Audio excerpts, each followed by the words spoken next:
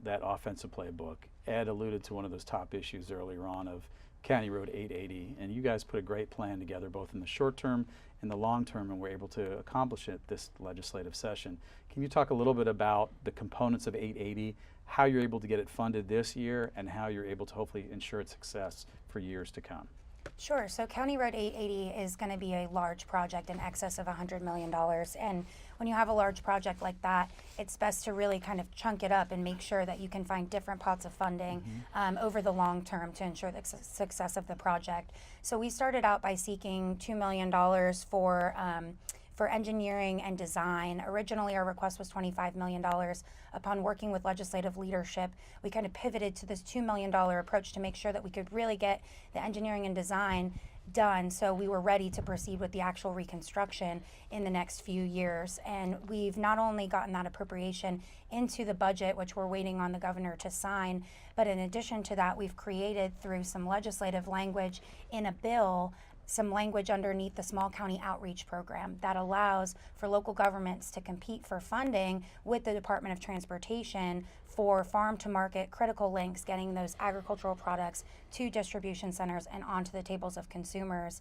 And so that pot of money we're hoping to get funded next year to move forward and fund the County Road 880 project well into the future to ensure from start to finish that that project is completed. Yeah, I mean, great legislative strategy and looking at something that's an issue today, but we know is going to be there for a long time, and not just for Palm Beach County, but for a lot of other farm to market roads that exist out there. And hopefully that will continue to pay dividends for years and years and years to come for many more projects. I wanted to end our show today with just a quick chat about Palm Beach County Day. And I know it's something that we start off the year, every year, first week of session, first out of the gate, getting in front of the legislature with some of these priorities. Maybe Ed, you can start and tell us what your thoughts are about Palm Beach County Day are and what you like or don't like about it being in the first week of session. Well, I'll start with it's great being there the first week of session. Everyone is fresh and happy. Every legislative initiative is alive and well. Every appropriation request has life and is ready to go. It's celebratory. There's flowers everywhere. Everyone's in a good mood. Having Palm Beach Day on week 6 might not be the same thing. They might be a little tired.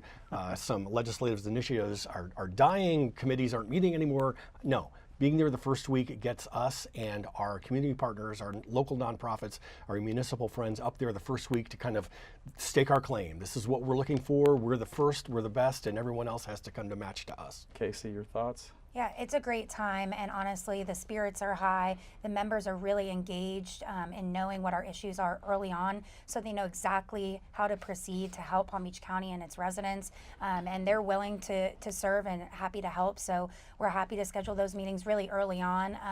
There's a lot of commotion those first weeks, and we just add to the party when we come up there, and it's always a great time. Yeah, and I think the bottom line is that our legislative delegation knows that we're there to support them, and they can tell their colleagues, hey, I've got 250 of my closest friends from Palm Beach County up here supporting these legislative issues, stamping out their priorities, and so hopefully we'll get them passed and funded as the session goes through. And the reality of it is, though, we couldn't be more excited to have both of you as the name and face and the team that represents our county in Tallahassee. You guys do an amazing job. You've got an incredible team.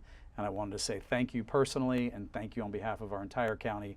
I know that our Board of County Commissioners, our administration, and all of our department directors appreciate all the work that you do. And we want to thank you for sharing some of that with our viewers today here on the set. So thanks a lot for all the work that you do. Absolutely. Me too. And particularly I want to thank Ed Chase for making sure today that his Band-Aid matched his tie. I think that's something that even my daughter would have complimentary remarks to say about. So great work today, Ed, with the match. And thank you for joining us today. We hope that some of the information that we shared with you about the 2024 legislative session from our lobbying team, Ed Chase and Casey Denny, gave you a little bit more insight both to the inner workings of Tallahassee, both in front and behind the scenes, as well as gave you some more insight of the amazing issues that they were able to address and accomplish during this year's session. I'm Todd Bonlaren for everyone here at Politically Speaking. We'll see you next time.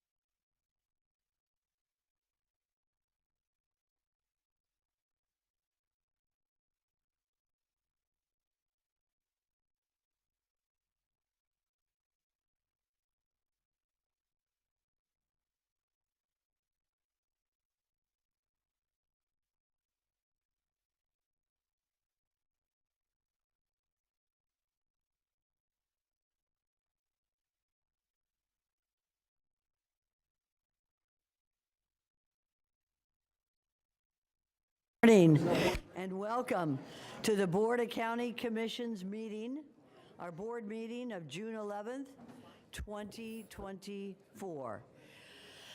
We are going to proceed with the roll call as we do the call to order. Thank you very much, Madam Clerk.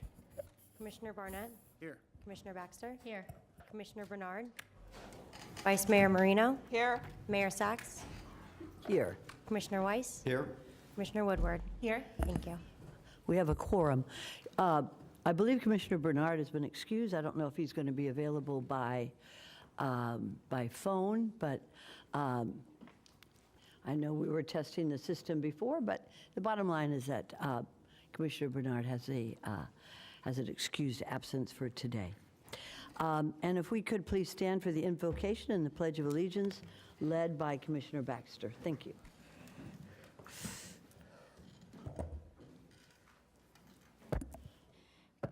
Dear God, as we gather here today, we pray that we are ever mindful of opportunities to render our service to fellow citizens and to our community, keeping in mind always the enduring values of life, exerting our efforts in those areas and on those things upon which future generations can build with confidence. Let us continue to strive to make a better world. Amen. Amen. I pledge allegiance to the flag of the United States of America and to the republic for which it stands, one nation, under God, indivisible, with liberty and justice for all. I'm not saying anything. I know. Hi, good morning, everybody. If we could have Ms. Baker for additions, deletions, substitutions. Mayor, Vice Mayor, members of the board, on page 16, item 3E2 has additional summary information. On page 20, 3E7 has been deleted for further staff review. On page 39, 3I2 has a revised summary. Page 49, 3AA1 and 3AA2 has been deleted for further review. On page 55, 3DD1 has a revised summary. That concludes the substitution, additions, and deletions. Very good, thank you. And we have a vote on the adoption of the agenda as modified. So moved. Second. Okay, I have a first by Commissioner Baxter, second by Commissioner Weiss. All those for, anybody opposed? See that it passes 6-0. All right, let's move on to the consent agenda at this time, which is found on pages 9 to 55. Does anybody wish to pull anything from the consent agenda? All right, at this time, we have a motion by the Vice Mayor to adopt the consent agenda, and I have a second by Commissioner Woodward. All those for, anybody opposed? See that it passes unanimously, 6-0. Now, if we go on to the public hearings, we have proof of publication. Very good, thank you, Madam Clerk. If we could go on page 56, you will find the public hearings. And as I put my glasses on, okay.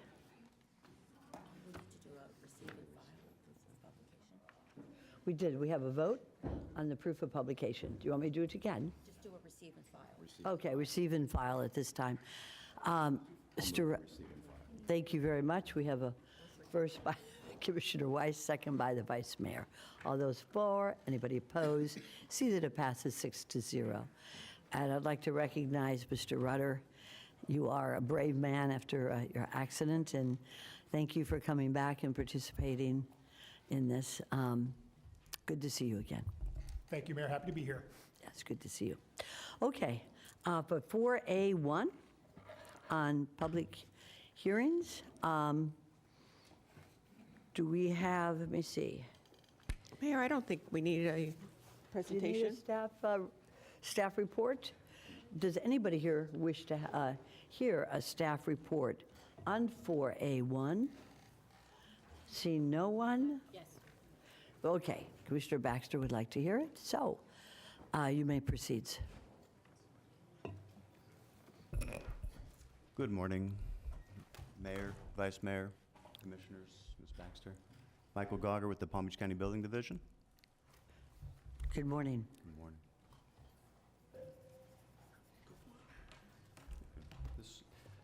This was the same PowerPoint that we saw from our building official, Doug Wise, last time. Is there any specific questions that we can help with or answer for you? Do you want to do a little presentation? Just if you could do a short version, I think it'd be great to just. Reader's Digest version, that would be good. The sources that we used the existing Chapter 1 from Palm Beach County, a base chapter from the Florida Building Commission, as well as the BOAF ICC. So everybody took a part in playing, the change to the adoption of the new codes. Some highlights from the amendments, exceptions.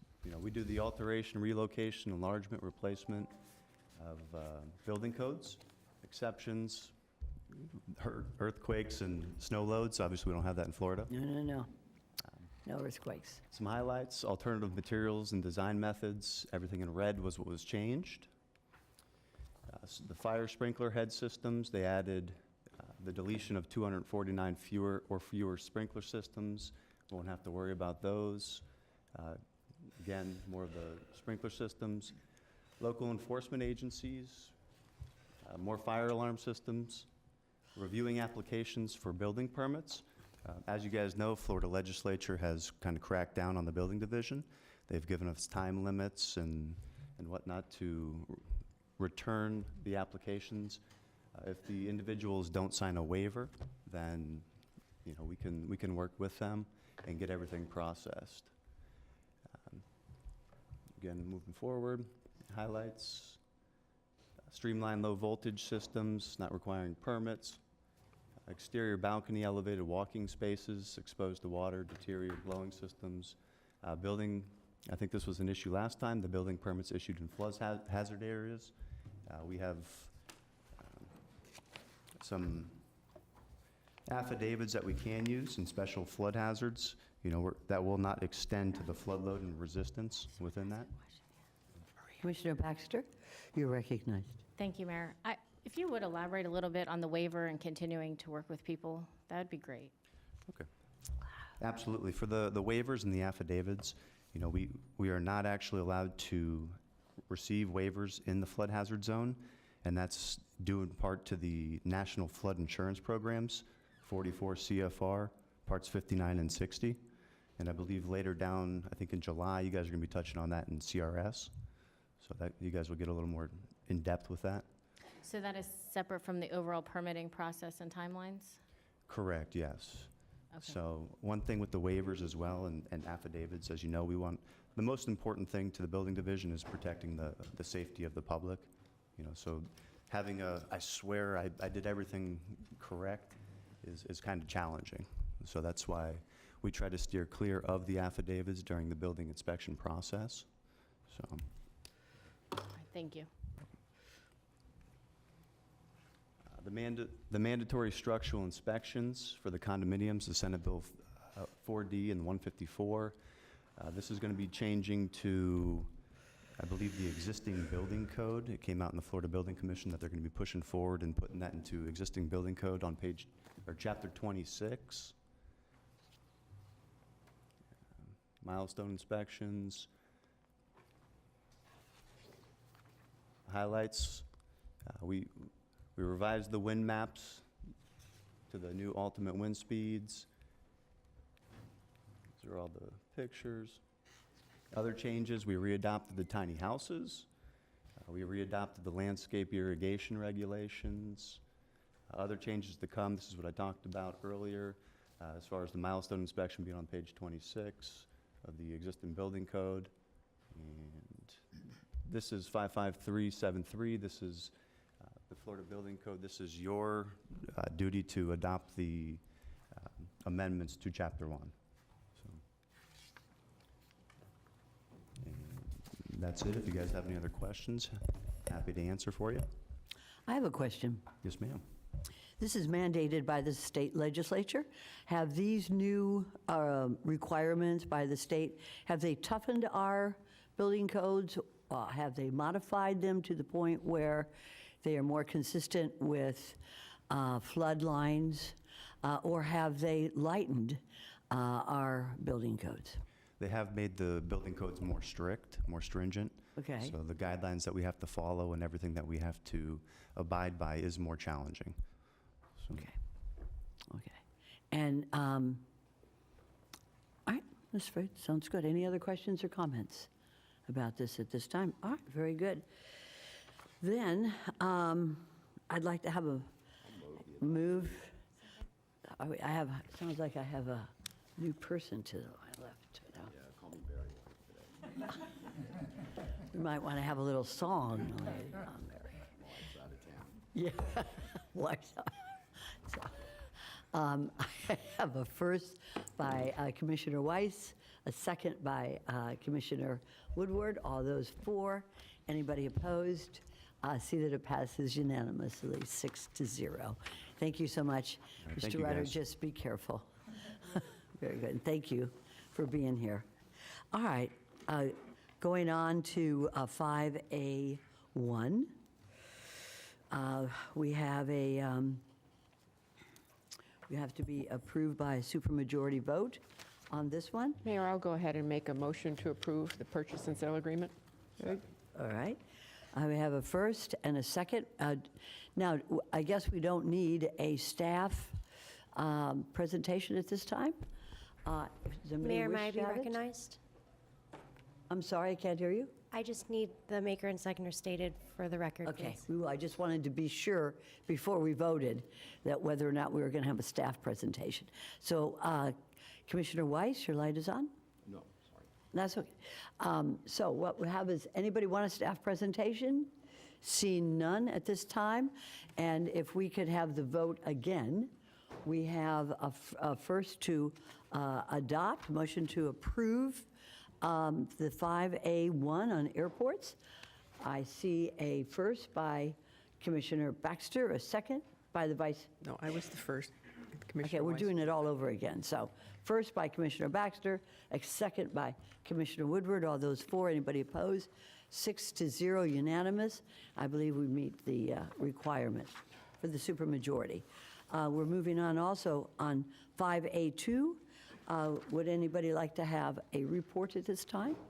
Seeing none, is there a motion to approve 5A2 at this time? By Commissioner Weiss, second by Commissioner Woodward. All those for, anybody opposed? See that it passes unanimously, 6-0. Moving on to 5A3, and this is a motion to approve, and this is an and. So I would imagine that we have one vote for two. Is that correct, Madam Attorney? So if I could have somebody. I'll move item 5A3, A and B. Very good. I have a first by Commissioner Weiss, second by Commissioner Baxter. All those for, anybody opposed? 6-0, unanimous. Moving right along, I'm glad y'all are sitting down there at the staff. 5A4, and I am looking at Madam Attorney. Should we do these separately? I would imagine. You can do them all at once if you'd like. Let's do them all at once. 5A4, A, B, and C. If I have a motion to approve by Commissioner Weiss, a second by Commissioner Woodward, all those for, anybody opposed, see that it passes unanimously, 6-0.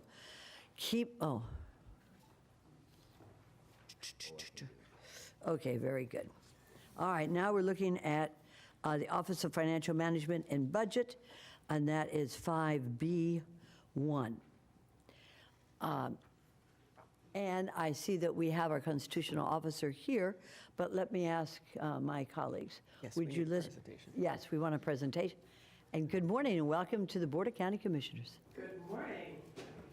Nice to see you all. I feel privileged. I'm your first presentation. Always the best. Thank you. It's a pleasure to be here. As you know, this time of year, I usually come and speak to you just for a few minutes about how tax roll is looking and how property values are moving in Palm Beach County. I I do want to quickly, I don't normally do this, but I do want to make sure I introduce Cecil Jackson, my chief appraiser, who you'll see in my stead, Dino Maniotis, my tax roll coordinator, Andrea Simon, my finance director, who puts our budget together for us, and Becky Robinson, our PIO. They're all with me, great parts of my really amazing team. I want to start today with the high-level numbers, as I always do. We'll just go through these. We did pass the $500 billion in value mark this year for the first time. I think that's worth a moment to think about. We have passed Broward now for the past 3 years. Broward is this year at about $487 million.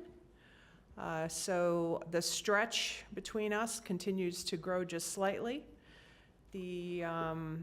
I'm going to talk a little bit about why in a bit, but I want to just point out that the net new construction value, well, you'll see taxable value at 315, that's what you'll collect upon.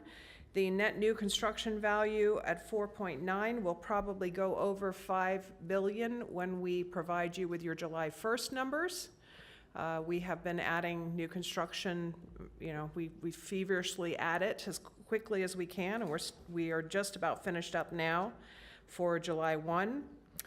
$5 billion is actually higher than I've ever seen in my term with the office. Although I will say that as a percentage of the whole tax roll, it still is not as high as it was in 06 and 07, the new construction, if you think about it that way. The number is high, but it's not as high as it was in those heady days, which of course didn't end really well. Hopefully it won't be the same this time. The 9% increase is actually about a 6% increase. About 3% of that is due to recapture, which we're going to talk about in a minute. I want to explain that process to you. The parcel count is about 3,000 more than last year. A lot of that in condominium units. A lot of condominiums coming in. The tangible accounts declined slightly, very slightly, less than 1,000 over last year, but that's because businesses open and businesses close, so there ends up being a kind of balance in the tangible number. So just to give you some history of where we are now, I think you can see we are definitely seeing a flattening market. Although it is not going down, and it's not perfectly flat. The top line, the red line, is the market value, the blue line being the taxable value. I want to draw your attention to this chart. I'm sorry it's small, but it starts in 2018. So in 2018, the value was $225 million, so we've doubled in 8 years. Pretty amazing. New construction, I mentioned how much new construction there is coming on the tax roll. I don't see this ending. I don't think it's lost on any of us, the cranes and as I sat behind a cement mixer this morning on my way in to work, I think that it's important to remember that new construction is value that has never been taxed before. So it is value that is sort of fresh and new and is not factored into your calculation of rollback. So when you look at your rollback calculation, which I know you'll hear coming up from your finance director, it's the rollback rate doesn't include the value that you would collect from new construction. So it's on top of that rollback number. Again, we'll see what next year brings, but I don't foresee this number going down. This number is very variable based on what projects finish. Each year, of course, new construction is only added if the project is finished on January 1st. I draw to your attention the Jeff Green Towers just north of us that have been being built for, I don't know, now 5 or 6 years. And maybe it will go on the roll for 2025, but if it's not finished on January 1st, it will remain off the tax roll until that next January comes. I have a couple thoughts I want to pass on to you, and I want to specifically discuss recapture. And I thought I'd show you a video that we've put together to share with the public And I think it does a nice job of talking about what recapture is. So if we could just show that, it's very short.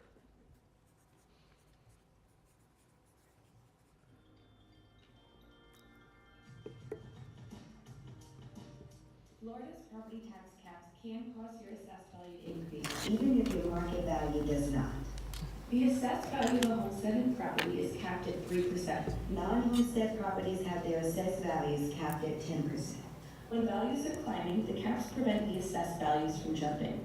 But when values flatten, Florida law requires that the assessed value continue to increase by the maximum cap amount each year. The law states that assessed values must continue to rise until the gap between the assessed value and market value is recaptured, or the assessed value equals the market value.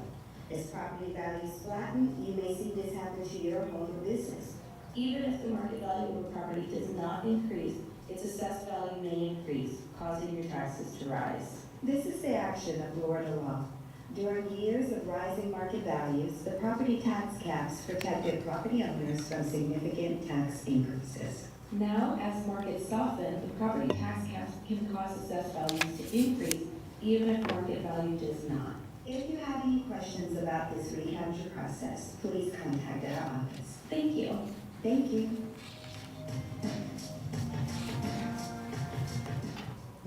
So we put this video together so that we can help the public to understand why, even though the market has not increased significantly last year, that their taxes will for sure go up 3%. So 3% being the cap on a homesteaded property and 3% being the cap we are set at this year. As you know, that 3% can be lower if the change in the CPI is lower, but it's 3% this year. Everybody who's homesteaded will be going up 3% in market value. The other thing is that the 10% cap, for the first time since it was initiated in 2009, is actually showing the same recapture activity. So what we saw this year, which was fascinating to me and took a little while to wrap my head around, was the county's market value went up 9%, but the school board's market value only went up 5%. I'm sorry, the taxable value, taxable market, taxable county, taxable school board. Why was that? Well, that's because the school board does not have to take the 10% cap. So 10% cap applies to everyone except school board. So I think that 5.9% that the school board went up is actually a truer reflection of what the market is doing this year. 9% includes, which the county has, includes that 10% recapture happening on businesses, apartment complexes, everything that is not homesteaded. Okay, so it's an interesting dynamic, and I wanted to make sure you understood it, and also that we are going to be communicating this to the public so that they understand it as well. This same thing happened in the decline that occurred in 08, 09, and I think our public sort of understand it, but it's a tough one. They're going up Sure. when their market is remaining flat. So I wanted to make sure you knew about it as well. Second thought, just for this year, the residential markets seem to be remaining flat, but certainly not declining, which is a good thing. They seem to sort of be, as I like to call it very technically, bumping along. Their values are just sort of moving along. The market, the pickup in the amount of sales is starting to shift. We are starting to see some more sales. In fact, we've had year over year more homestead filers at this time of year, meaning people who are qualifying as of January 1st of 24. That's a good sign. That's more people moving and making a new home their permanent residence. So we're hopeful that this year's sales quantity will pick up somewhat over last year's. But we are seeing some issues in condominiums, and I think that's important just to note. In the older condominiums that are all required to do the engineering studies based on the catastrophe in Surfside, and we are starting to see some big assessments coming to some of those condo owners and decisions being made by sellers to sell for less because the assessment is on the property. And of course, those lower sales, we have to factor in as market sales, which may cause some of those condominiums to decline in value over the next few years. So more on that to come. The good news is It's not a huge inventory of those types of properties over 4 stories that need to have the engineering studies, and some of them have done a very good job of holding up their reserves and also making sure that they were repairing over time. So it's a sort of a mixed bag. It's certainly not all old condominiums. It's just there are a number of them, especially in good locations along the beach. Think of South Palm Beach, think of older communities on Singer Island, and so forth. We're watching that. And new construction, again, I mentioned new construction is pretty strong. We are seeing more and more apartments going up everywhere, and I don't see that stopping. It's continuing certainly in a big way. And we have, as I've always said, plenty of room to grow in this county, so we'll probably continue to see that. And with that, I just want to say thank you, and I'm happy to answer some questions. Before I do, I just want to extend my appreciation to you for your consideration of the new building. We're very excited about that idea. Yesterday, I was able to visit the Supervisor of Elections' new space and was so impressed with their use of technology, and I'm excited to think about where our county goes next with technology. And also, I know today you're considering the South County complex. We would also be a tenant there, and we really need that space, if I can just comment on that. But with that, I'm happy to answer some questions. Thank you for having me. Thank you so much for that presentation, Ms. Jack. Commissioner Woodward, you're recognized, and then Commissioner Weiss and Baxter. Thank you, and thank you for the presentation. Just a couple of quick questions, and not to hold you to this, but if you had to estimate how many years, if the market remains the flattish that it is right now, how many years are we looking to recapture before those lines come together? It's a great question. Probably not, I would think less than 5 years. Okay. For most people. Of course, it's going to be really a mixed bag. Because it's all based on how long have you owned your home, how much did your value increase in the recent surge. That's very variable place to place. But it took, when this happened before, it took more like 7 to 9 years to recapture. But that's because the market was just sputtering up. And now we've sort of got a leveling, so we don't have as far to get to the leveling before it equals. So I would think probably 5 years.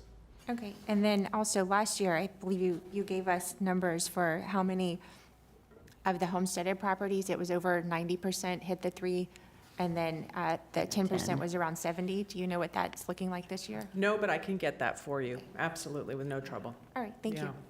All right. Thank you, Commissioner. Commissioner Weiss, you're recognized. Good morning.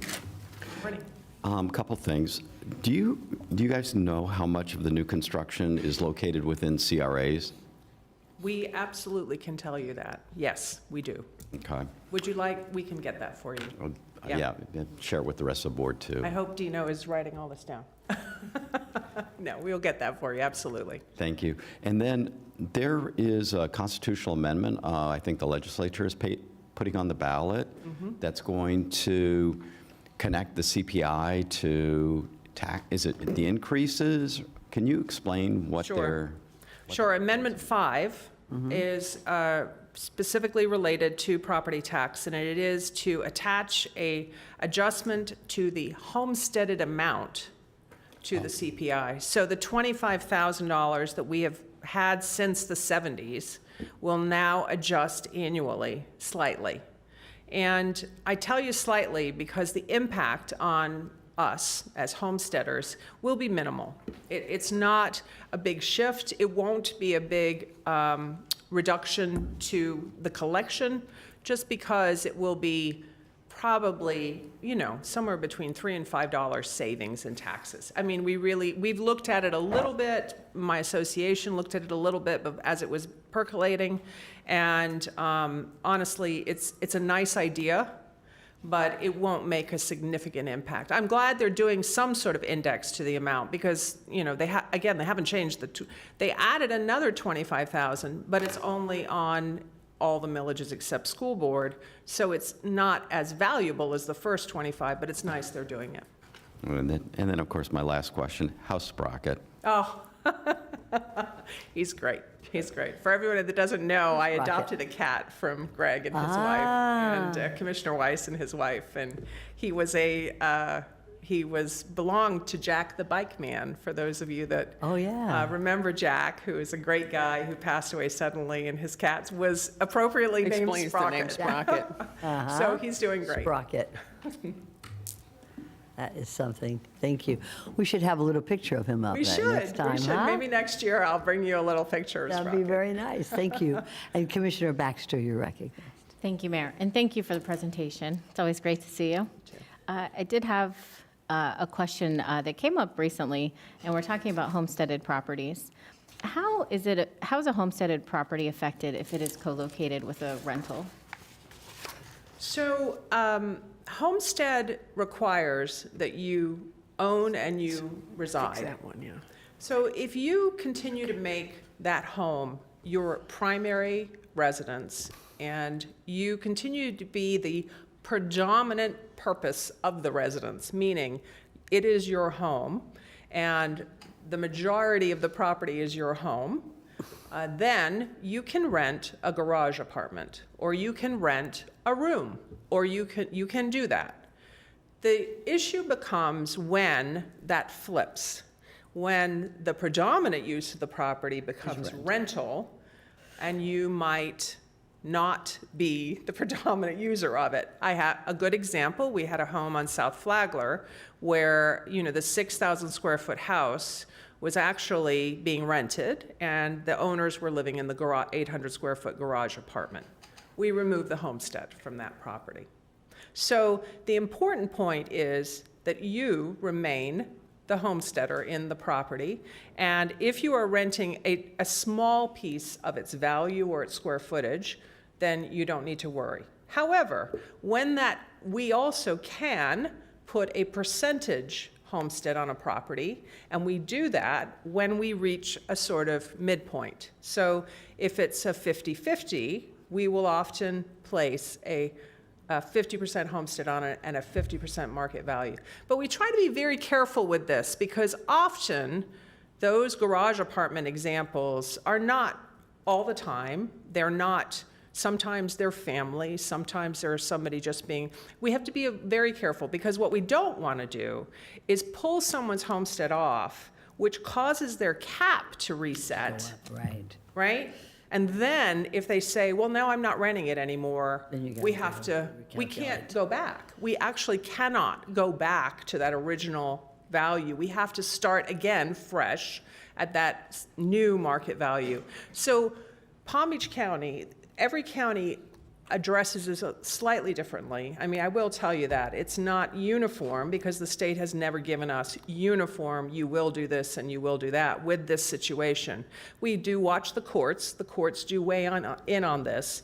And recently in Sarasota, they weighed in and we were able to begin the process of percentage, partially homesteading and partially not, which we began doing in some instances. But I really feel that in respect to most owners in most situations, we're careful that if it's just a small part of the property and if the owner remains at that property and it is their home, that we leave the homestead in place.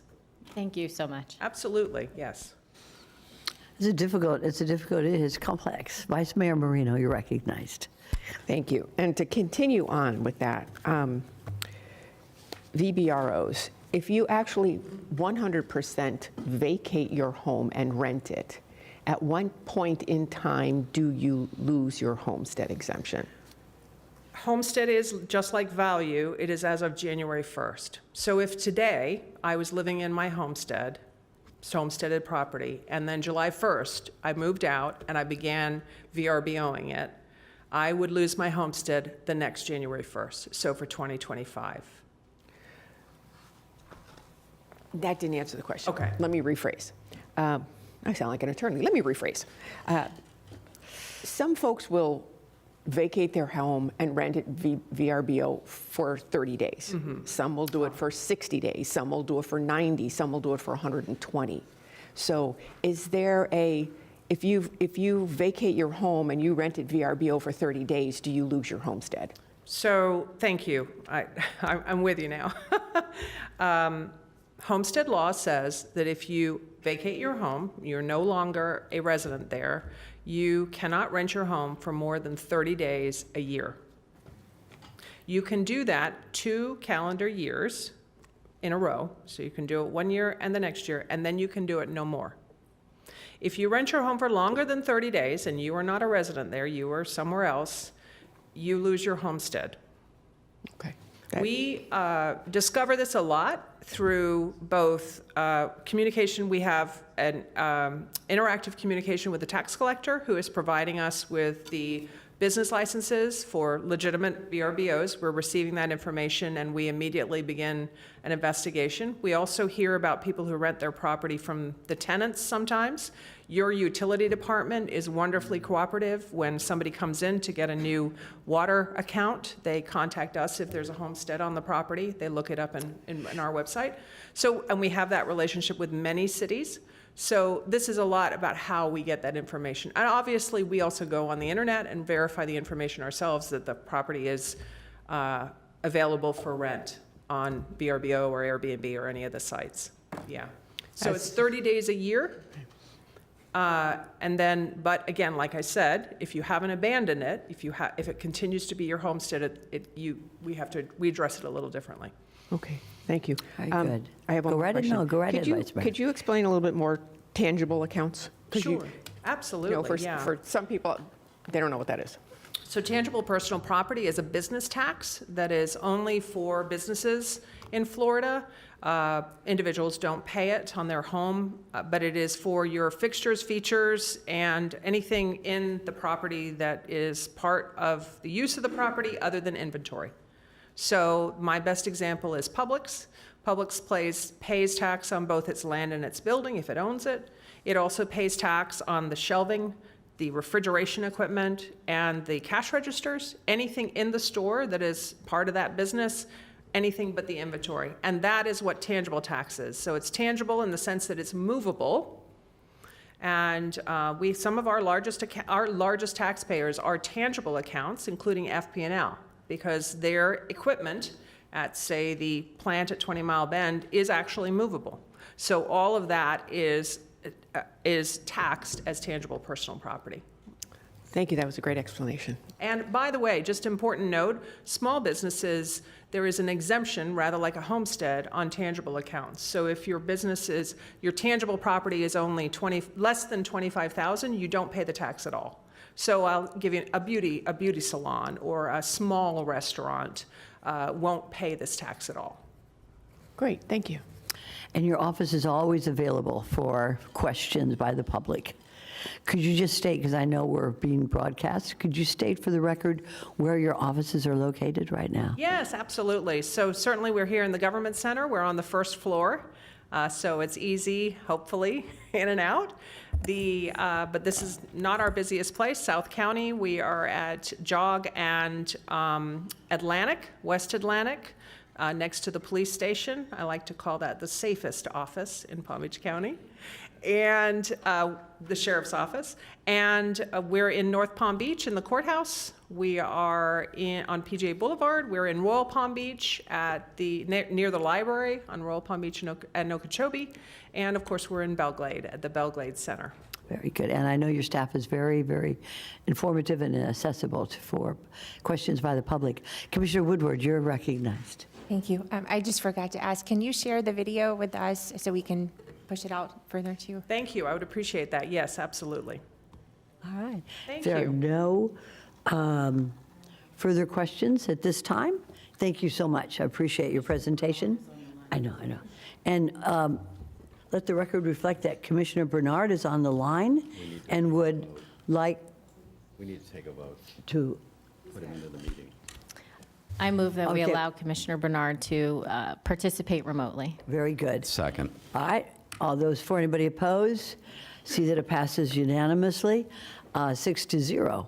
Commissioner Bernard, you have been voted in so that we can hear your question. Go right ahead, sir. Thank you very much, Madam Mayor. I want to thank Georgie Jack for the presentation. I just have a couple questions for her. The first question is, I know that a couple of years ago you had said that the trend that we're seeing was like new box stores in regard to gas stations. What trend are you seeing right now that we should be made aware of? Great question. Thank you, Commissioner Bernard. We are watching, interestingly, we've been watching warehousing for the past few years. It seems there was a flurry of building of warehousing, which seemed to make complete sense with the internet economy. However, we're also, I was just talking to Cecil this morning about some of the warehousing is not full. It's not completely at capacity, which is an interesting dynamic. Maybe it was possibly needs to slow down a little bit and then they'll catch up. I don't think it's certainly a worry, but warehousing is probably going to slow down. I think the thing that I find most interesting is apartments. There is just, there seems to still be an issue with affordable rents, and yet there are just large numbers of apartments being built, both high-rises downtowns, in the downtowns, but also low-rises all over the county, and hopefully that the market will correct the rent issue because of the supply at some point. So I think apartments are interesting, and for now, that's sort of about it. We have seen a slow, there aren't quite as many of the Wawas and the Cumberland Farms coming out of the ground, so that's sort of slowed down. But these things do move in an interesting trend. Did that answer your question, Commissioner? Yes, I just have one last question. Go right ahead.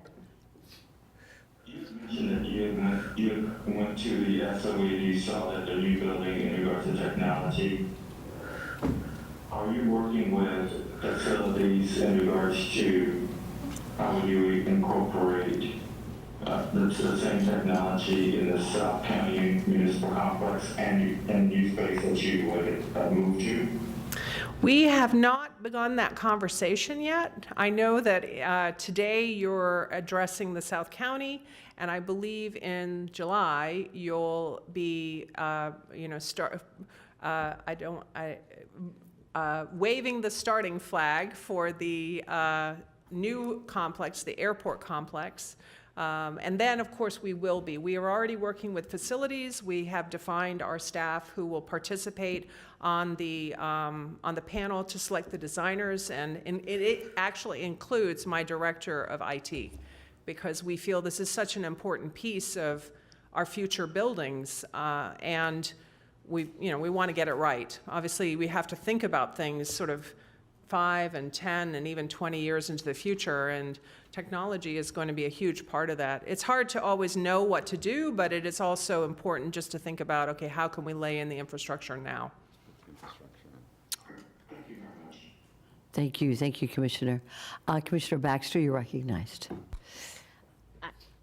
Thank you, Mayor, and thank you for the question, Commissioner Bernard. But I want to clarify, make sure I understood that. So percentage of available rental apartments is up? Do we have that percentage? Well, from where I sit, it's just watching what is being built. And we continue, this is the second year we have seen a lot of new construction in the apartment space. I think that's the way to put it. Whether it's available or not is a really a different question, and probably better for the realtors who would know more about sort of availability. I mean, again, you got to think some of the inventory is just being finished, some of it is just coming online. But I do think it's interesting that we continue to struggle with really high rents. I mean, my staff are experiencing it as well. We just hired a new gentleman into our IT section from Virginia, and he is amazed at how high the rents are here. This is tough. It's a tough thing. But it's also interesting that we're getting so much inventory. Andrea, go right ahead. And so to follow up, so you're saying warehouse space as well is getting built? Mm-hmm. And it's empty? Sometimes, not empty, but sometimes not completely at capacity. You often see building coming on because there's a need. Builders make business decisions. This would be a good thing to build because there's plenty of need. I sometimes wonder now if it's sort of slightly a different dynamic of there's a lot of money to build things. And so there seems to be there seems to be these sort of trends of, okay, now let's build warehousing, now let's build apartments. And then it slows when the market is not really there at the back end, when it's opening. Well, to your point of cost, do you think that might be contributed to what the rental rates of that warehouse space or the, apartments are? Because I think there was an article recently said average rents are like $2,700, $2,900 a month. Well, and that's where supply and demand comes in. That's where the business decision of the person doing the renting should be responding to the lack of demand. It's just an economic dynamic that we hope they will see in both of these spaces. And there's a lot smarter people in this world doing this sort of stuff than me, but one hopes that we get back to that economic principle. There's plenty of supply, so let's start answering the demand and lower our pricing. Thank you so much. If there are no other questions, and Commissioner Bernard, now that you have been voted as part of this meeting, we're going to include you in our vote. And thank you so much for this excellent presentation, and thanks for all you do for our residents here. If I could have a motion to receive and file on this, for the record, 5B1, I have by the Vice Mayor Marino. I have a second by Commissioner, Commissioner Barnett. I know, shaking your head, right? Shaking your head, yes. So all those four, anybody opposed? See that it passes 7-0, unanimous. And thank you again. Thank you again. You do very much. Okay, moving on along in the regular agenda to 5C1, Public Safety Department. And do we have, yes. Madam Mayor, if Commissioner Bernard is going to be participating in the remaining items, we need to make a finding of extraordinary circumstances. So the board needs to have a motion and a second and a vote that there are extraordinary circumstances that would warrant his participating remotely. And let's do it. Let's do it. Let's do it, right? Okay, I have Commissioner Bernard, did you hear? I'm sure you did, because you are listening along with us. Would this be a matter, Commissioner, that we could proceed on a vote at this time? Yes, Madam Mayor. Very good. Okay. If I could have a first. Did you all hear what was? Okay. First by Commissioner Barnett and a second by Commissioner Baxter. Are those four? Anybody opposed? See that it passes. Can he vote on this? It should be 6-0 or 7-0, Madam Clerk. 6-0, unanimous at this time. Thank you very much. Okay, Commissioner Bernard, we are proceeding. And going right along, thank you, Ms. Kaufman. Going right along to 5C1. Yes. Are we going to have a vote to determine extraordinary circumstances for every item we vote on, or is this good for the rest of the meeting? I would not think so, we're Ms. done. Kaufman, right? Okay, thank you. It's okay. Thank you. Okay, so would we like, it's always good to see you all. Would we like to have a presentation at this time? Yes, so go right ahead. Thank You're you, recognized. Madam Mayor, good morning, Vice Mayor, Commissioners, Administrator Baker, Todd Von Laren, Assistant County Administrator. This morning, we're here to request permission to advertise a proposed amendment to the Adult Entertainment Code, specifically related to 17-153 Work Identification Card and 17-196, which is minors prohibited for employment. This amendment is necessary to conform to new state law that was signed by the governor on May 13th of this year, and the item is scheduled for final presentation for a final public hearing on July 2nd of 2024. This presentation is in two parts. One is just a brief overview of our program for the adult entertainment program that we have, and then the second part is just some follow-up information on some of the human trafficking discussion that we had several weeks ago to just share a few updates with you with that from some directives from the BCC. Stephanie Shanaha is joining me, our Director of Public Safety, Mr. Rob Schelt, who's our Director of Consumer Services, and Richard Sina as well is with us, Assistant County Attorney, and thank them all for their work on this. And Rob, if you'd like to begin, please do. Thank you, Todd. Thank you, Todd. During the 2024 legislative session, House Bill 7063 passed, creating Section 787.30 of the Florida statute effective July 1, 2024. The bill requires persons working in adult entertainment establishments to be at least 21 years of age. Section 17-153 of the Palm Beach County Adult Entertainment Ordinance currently requires adult entertainers working in adult entertainment establishments to obtain a work ID badge from the Public Safety Department and show proof that they are at least 18 years of age. Additionally, Section 17-196 prohibits employment of persons under the age of 18 from working in adult entertainment establishments. The proposed amendment aligns the age requirement of the Adult Entertainment Ordinance to conform to the new state law. Palm Beach County club owner managers were informed of this law and changes to the ordinance. Additionally, the amendment was presented to the League of Cities and the Consumer Affairs Hearing Board and approved unanimously without objection. Because of the numerous concerns of minors performing in adult entertainment establishments, in July of '99, the Board of County Commissioners amended the Palm Beach County Adult Entertainment Code to require performers in adult entertainment establishments in Palm Beach County to obtain a work ID card from the Public Safety Department. There are approximately 1,400 work ID cards issued annually. 6% are currently between the age of 18 and 21. As of April 29th of 2024, there are 2,779 work IDs. In addition to the past concerns of minors performing in adult entertainment establishments, growing interest in combating human trafficking has emerged.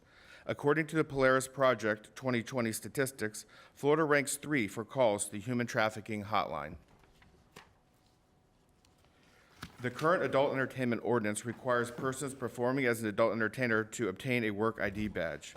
Adult entertainment establishments allowing persons without an ID badge to perform are subject to civil penalties. The ordinance applies throughout the county unless a municipality opts out. Currently, all applicants for an adult entertainer ID badge must be at least 18 years of age. However, this will change to 21 on July 1 of 2024. The work ID vet card is valid for 2 years and costs $100 to cover expenses associated with administering the work ID card portion of the ordinance. In addition to clubs retaining a copy of the work IDs, they must also maintain a log from 30 days from the performance and make it available during on-site investigations or audits. Teaming up with the Palm Beach County Sheriff's Office, Consumer Affairs staff randomly audit adult entertainment establishments to ensure compliance quarterly. During these unannounced audits, performer logs are reviewed and ID badges of performers are checked. We are pleased to report that the results of these quarterly audits reveal a high level of compliance relating to the work ID badge requirements. Non-compliance may result in the issuance of fines. Under this new law, club owners, managers, employees, or contractors who employ persons under 21 years of age to work in an adult entertainment establishment could face criminal penalties as well. Now, Director Shanahan will share some additional efforts Palm Beach County is undertaking to combat human trafficking. Thank you, Rob. So starting off with the Public Safety Department Consumer Affairs Division, all licensing staff are trained to observe warning signs during the work identification application process. Observations such as who was paying for the ID badge, who was controlling the passport, driver's license, or ID, or was the applicant instructed on all points of information that could suggest the applicant is not acting on their own free will. A weekly report of persons receiving a work ID badge is sent to the Palm Beach County Sheriff's Office Human Exploitation and Trafficking Unit. In addition to these observations, Consumer Affairs staff work to make sure applicants are made aware of human trafficking resources. During the application process, applicants acknowledge the Be Free signage containing the phone and text numbers to the National Human Trafficking Resource Center. And additionally, this phone number and text are printed on the reverse side of the ID badge and made known to the applicant. Depicted on this slide is the front and reverse side of the adult entertainment work ID badge. And as you can see highlighted in yellow, that's the information that if they, after they leave our office, need to call the human trafficking hotline either for themselves or one of their coworkers, they can. And they have that information. In addition to human trafficking awareness provided to adult entertainment applicants, during the licensing process, all county employees are required to take a county-developed human trafficking and awareness training, with 347 trained in FY 2023. Additionally, Consumer Affairs integrated human trafficking awareness information as part of the licensing process to nearly 1,000 vehicle for hire applicants in 2023. Awareness signage is also displayed at Palm Beach International Airport and in all Palm Beach County Parks restrooms. Further, Public Safety Victim Services Division co-leads the Human Trafficking Task Force and participates in the Human Trafficking Coalition for the coordination of services to victims through a variety of community partners. I wonder if at this time I'd like to interrupt you because Commissioner Baxter has a question. Thank you, Mayor. I had asked for it last time, and I don't see it in this presentation. So what is the process for somebody to obtain one of these IDs? So they come into our office, they present a form of ID, they fill out an application, and as part of the application, there is an affidavit a statement that they read that talks about if they're being coerced or in the form of a human trafficking, they feel threatened, that they are aware that they have the information and resources that we provide to them, and they have the ability to either notify us at that time or they can call the hotline later, which is on the back of their badge. And then once the affidavit is filled out? And then, yeah, so the application is filled out, it's signed by the applicant, and then we take a picture of them and it's presented, the picture is on the front of their ID. And then they are to wear that badge, the ID badge, while performing. And they're not required to take a course, do any sort of informational video, any sort of, nothing else? No, they're not required to take a training from Palm Beach County. Because the last time I'd asked this question about them, us having an ordinance to potentially say, we'd like them to do something such as like the St. John School or something to make them fully aware. Somebody had mentioned, they are already doing that. Yeah, so they're not taking a training, but they're aware of the information and the resources that if they are a victim of human trafficking, they have the ability to contact either us as an office, Palm Beach County Sheriff's Office, or call the human trafficking hotline. But we do not provide a training. They're just offered resources, pamphlets, and information. And the Consumer Affairs customer service staff does go over that information with the applicant. I just think we're missing a huge opportunity here. To read something on paper is one thing, to see it, learn it in person is another. But thank you for the information. Yeah, we can certainly look into adding a training element if that is the board's direction. I would love to see that. I think going off on what Commissioner Baxter said is an excellent idea for these folks, these girls, to see a video and to have complete, and to see it right there, rather than say that they'll see it at home and sign that they did see it. And I wonder if we could, I know this is a state law now, but I wonder if we could do that as part of our county commission requirement for them to sign. And I know I would say the majority of adult entertainment folks are independent contractors. They're not employees of a facility.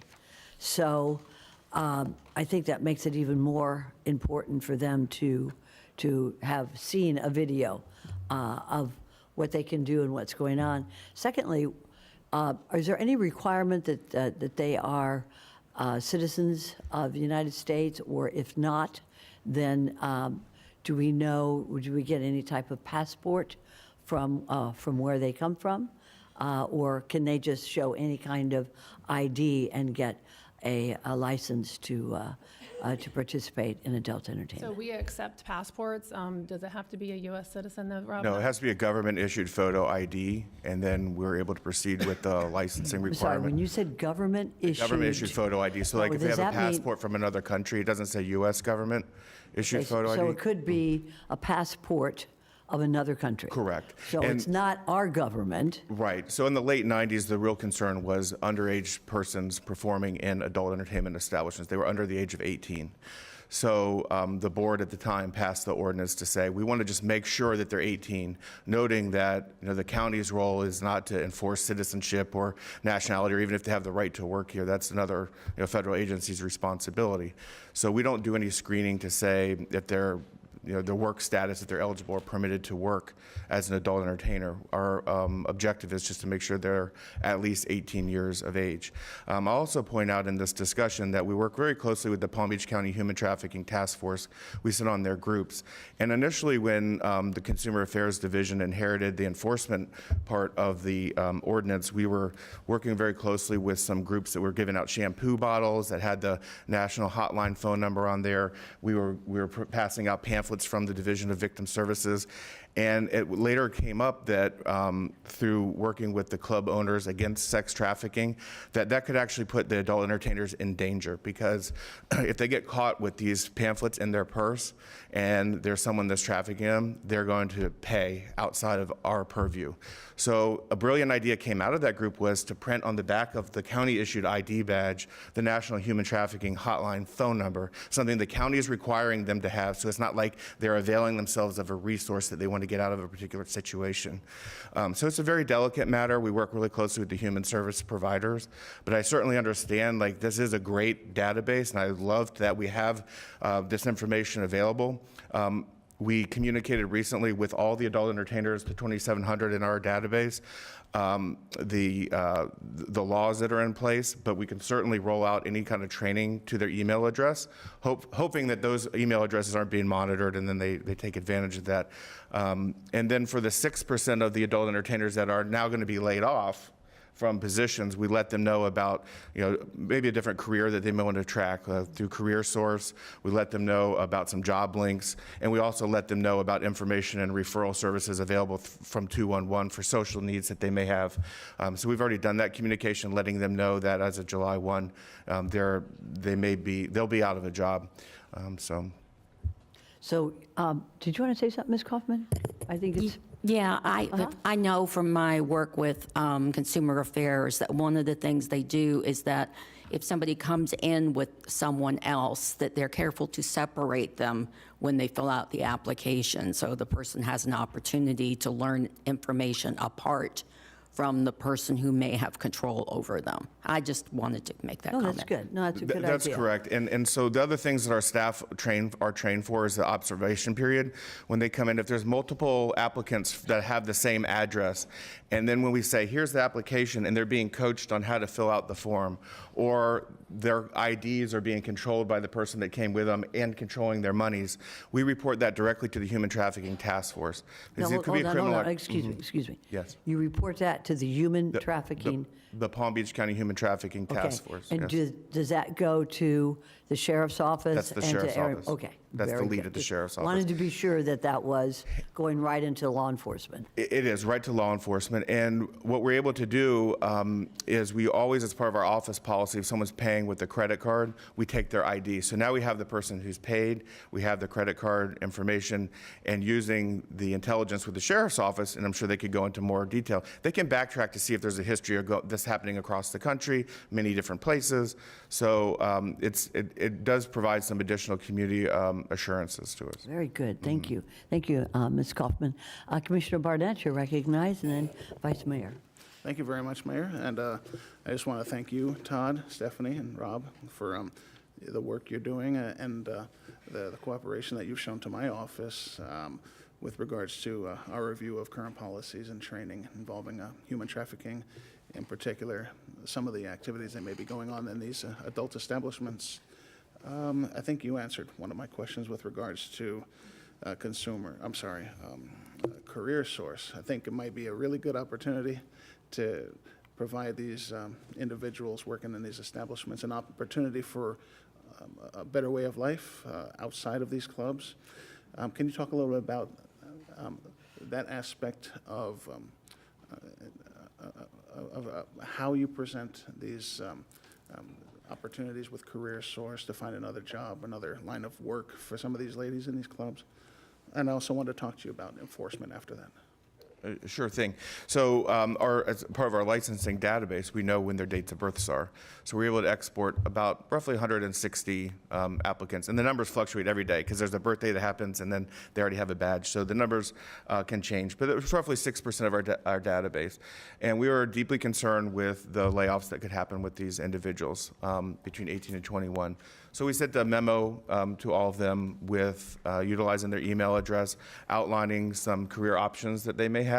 We outlined in that memo that there's coaching available, that they may want to avail themselves of computers that are available through Career Source, that there's meetings that they could set up with to polish up their resume, to maybe start a career. So that's going to be up to them to follow up on that information we provided in the memo, but as well as we included some information for social services help through 211.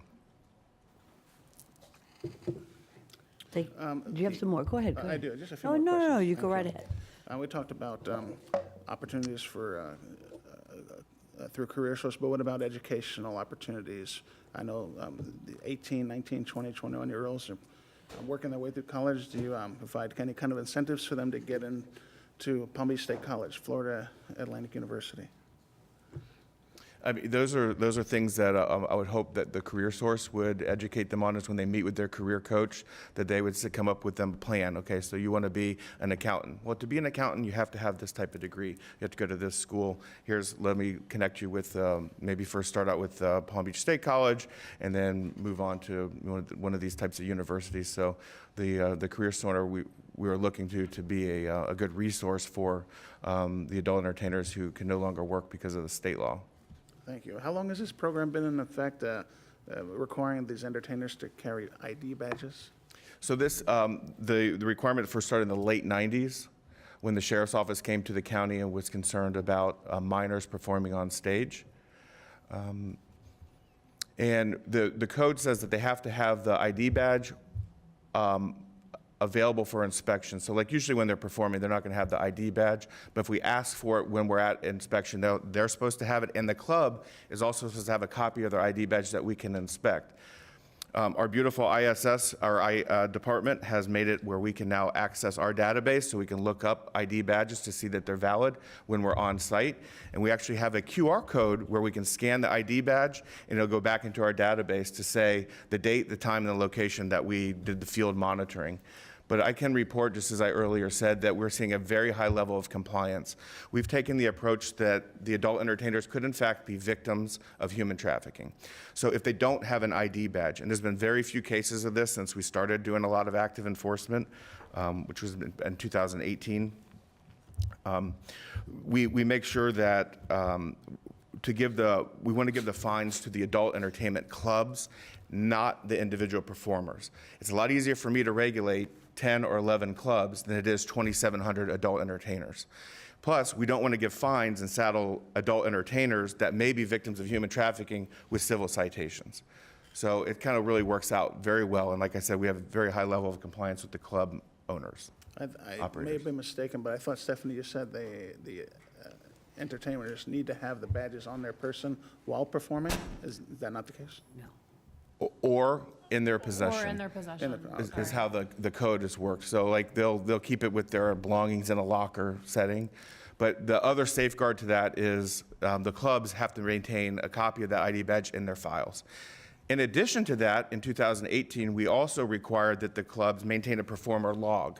So we'll randomly check the log when we do these quarterly audits and pull names of people who actually aren't there and spot check to make sure that they also have the ID badge and have been exposed to the observations. And then we point out the National Human Trafficking Hotline number as part of the application process, not only on their badge, but they sign that they read that there's these resources available for them if they themselves find themselves in a situation or they have a friend. We typically use the friend approach. We don't think that anyone's going to disclose to us getting licensed and have a report in 5 minutes that they're a victim of human trafficking. Most victims of human trafficking don't see themselves as a victim of human trafficking. It's not till you start explaining what human trafficking is, like at the end of your shift, you're giving your money to someone else. You're cut off from communication with your friend or your relatives, that may click. So we kind of say what human trafficking is without saying, you may be a victim. We just say, if you know of somebody that's having this circumstance, here's a phone number on the back of this ID badge that you can call.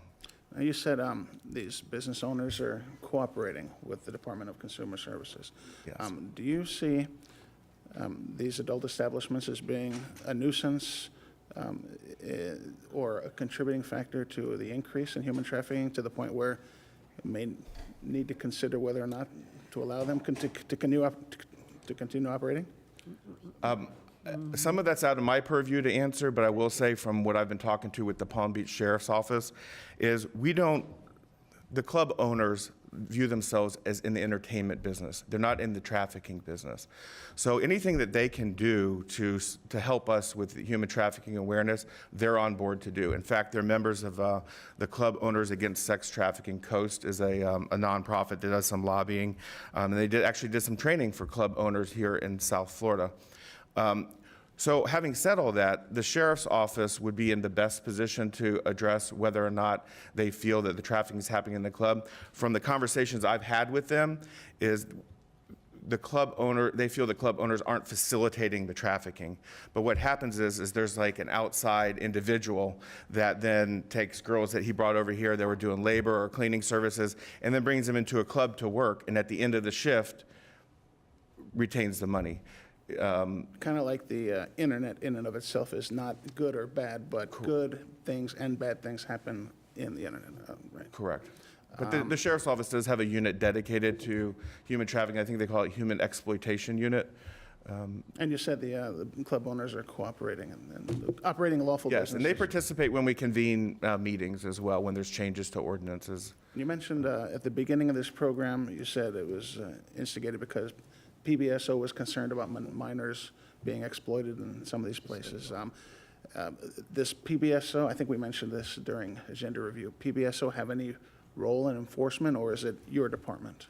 They're extremely cooperative with us, so when we do our unannounced quarterly audits, they will send units with us. Sometimes it's a lot of units, and it's too much, and then other times it's the right, ideal, perfect amount of units.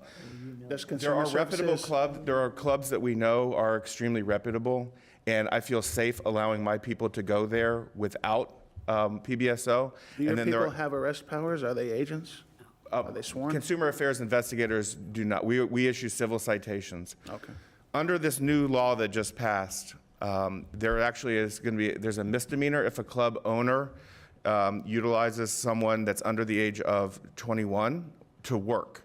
So like if they're a valet, if they're a server, if they're a waitress, a bartender, anything of that nature, even if they're not an adult entertainer, but they're in the club, that they can get a misdemeanor criminal arrest. They can get a second-degree felony arrest if they use someone that's over the age of 18 but under 21 and they're performing nude. So they're a dancer. Okay. So it created a felony in this new law, which is a big deal. And so this is being talked about in the adult entertainment circles throughout Florida. I appreciate you answering my questions, and thank you for what you're doing. Thank you. Yep. That's all I have. Vice Mayor Marino. Thank you. Actually, that Commissioner Barnett did bring up the same thing I was going to about contacting Career Source, especially since they have a young adult program from 16 to 24. And we as employees are required to watch a human trafficking video. So I think that Commissioner Baxter, great idea. That is something that should be in process going forward. We have to watch it. I think, they should too. So I just wanted to comment and applaud the rest of the commission for their great thoughts. Thank you. One question, and then I'm going to ask Ms. Kaufman. I think if Commissioner Baxter wants to continue with this, I want to make sure that we make this a part of our county ordinance. I know this is a state law. It is a great state law. It's a great state law. And I want to be sure that we have this as part of our ordinance to have any applicant for a license to either work within an adult entertainment establishment to see this video. But before I go there, let me ask you, how many languages do we present to applicants when they come before our board to get a application for a license? Should it be free sign? So I'll turn to the slide that we have in our slide deck. That's the Be Free slide, and this is what is presented to the applicant when they come in for an ID badge. So we have This is English. statewide that we put everywhere. So we created, the statewide requires, the Florida statute 787.29 does require certain size of the sign as well as the font, and it must state the following language. And if you look at the top, that's in English. Then we have in Spanish, and then I think that's Should be Haitian Creole. Haitian or Creole. And some signs do have Mandarin as well. But those are the requirements pursuant to the statute. So Palm Beach County, years ago, when this ordinance was adopted, we created our own sign, and this is the current sign. But isn't this the same sign that's mandated by state law for all places, This is train Palm- stations? Yeah, so this is is our Palm Palm Beach Beach. version of that. May I also suggest that we put in, so I know this in the state, we have English, Spanish, Haitian Creole.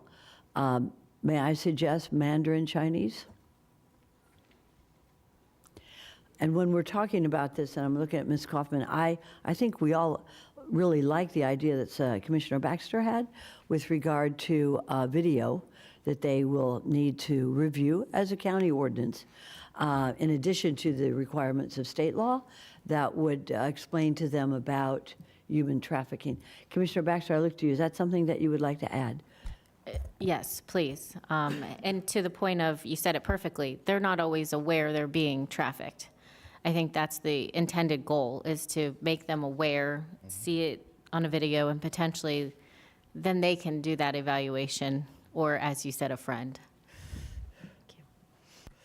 All right, and also as part of that video, if it could be in a couple of languages as well, or at least maybe English with subtitles, I don't know what would be the appropriate way, but I think that either way, I think it's important that it be identical to the languages that we show on our placards throughout the Madam county. Mayor, Yes, go and ahead. I think instead of us potentially using a lot of resources, if you could follow up with, especially the St. John School, I believe they have these videos. And if not, they'd probably be very interested in helping provide them. I do think that it'd be easy for us to roll out a video link to all the applicants. So I just want to make sure that we're understanding the board's direction. Are we saying that they need to have a completion certificate, that they watch the video before they obtain an ID badge, or after they've obtained an ID badge, we can roll out the training video? I think in order to get the ID badge, that, you know, they're doing this. And I'm not sure how that renewal goes, but maybe as part of the renewal process, also providing that, you know, certificate of completion. And we'll work with the county attorney's office to make sure that we can include this language in our ordinance. And I think we're not going to be able to make that determination today, but we'll definitely look into it. And if not, like Rob suggested, the possibility of rolling out the video post getting the license, if we're not required to have them watch the video to obtain the license, we can certainly do that. I disagree with that. I think that, and I defer to our attorney, but we watch this video.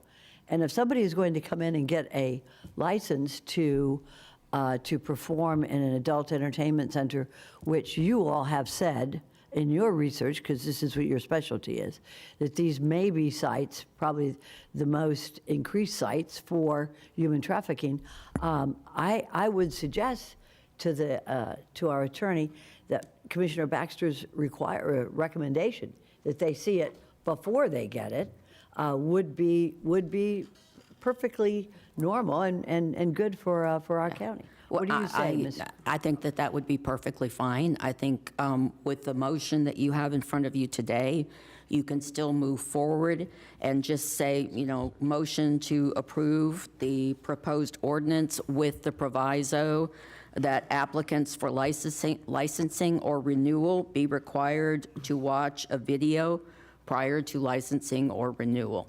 And that would be part of your motion, so that when they come back with the ordinance, they will, amend the title and amend the ordinance to include that. So well Madam, said. Madam Mayor, there's just one item that we just wanted to draw to your attention on the legal side of this, and if it's okay, because we've looked at a few cases and case law that are either in the process and exist on these kinds of requirements, and maybe Richard, you can just chime in briefly, if you allow us to research that as part of this. Good morning, Richard Center from Good the morning. County Attorney's Office. So with these type of regulations on adult entertainment establishments and adult entertainers, they're based on the negative secondary effects that affects the community and not the freedom of expression aspect of it. So there's a very specific test that applies to regulations that seek to curtail the secondary effects. There is litigation currently in the federal district court and now up to the 11th Circuit in Jacksonville regarding the age requirement that the state has adopted, but also at issue was a required human trafficking course. The city of Jacksonville actually decided, there were two cases, they decided to take that requirement out. So it's not currently being litigated, but it might be something that just requires a little bit more research just so we implement it correctly, and then we're not running afoul of any constitutional issues. Sure. So let me understand this. This state law, which is going to take effect on July 2nd, or no, wait, let me see. July 2nd, 2024. No, that's our hearing. July 1.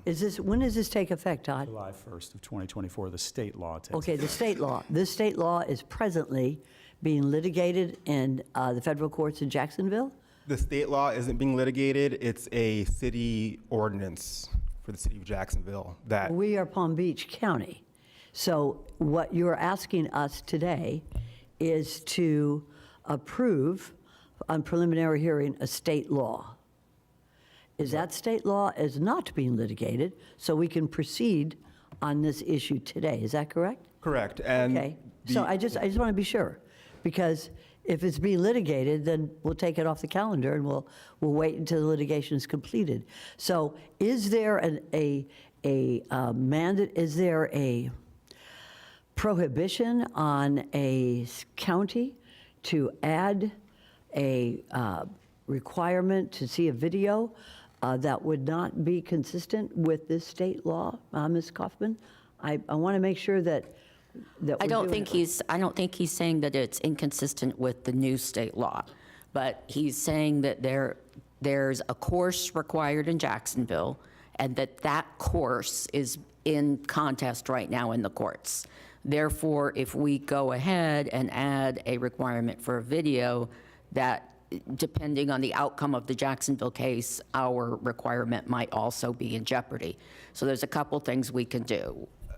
If I could just amend that a bit, there was a requirement in the city ordinance in Jacksonville. That was part of the entire ordinance that was being litigated. That human trafficking course requirement was taken out. So it's not even part of the case. It's not even part of the case anymore. So then what are we talking about? I don't know. It was removed from their ordinance. So, okay, so then there is currently nothing going on in the courts. Thank you, Ms. Kaufman. I appreciate that. Wait, now we've got Commissioner Weiss and Commissioner Baxter. Commissioner Weiss, and then we'll go to Commissioner Baxter. Thank you. Look, and I understand what everybody's trying to do, but I think at this point, rather than put it into the ordinance that it comes back, I think we give direction to county attorney to go back and bring us the research on this. I don't think we need to be party to another lawsuit if we can avoid it. Commissioner Baxter?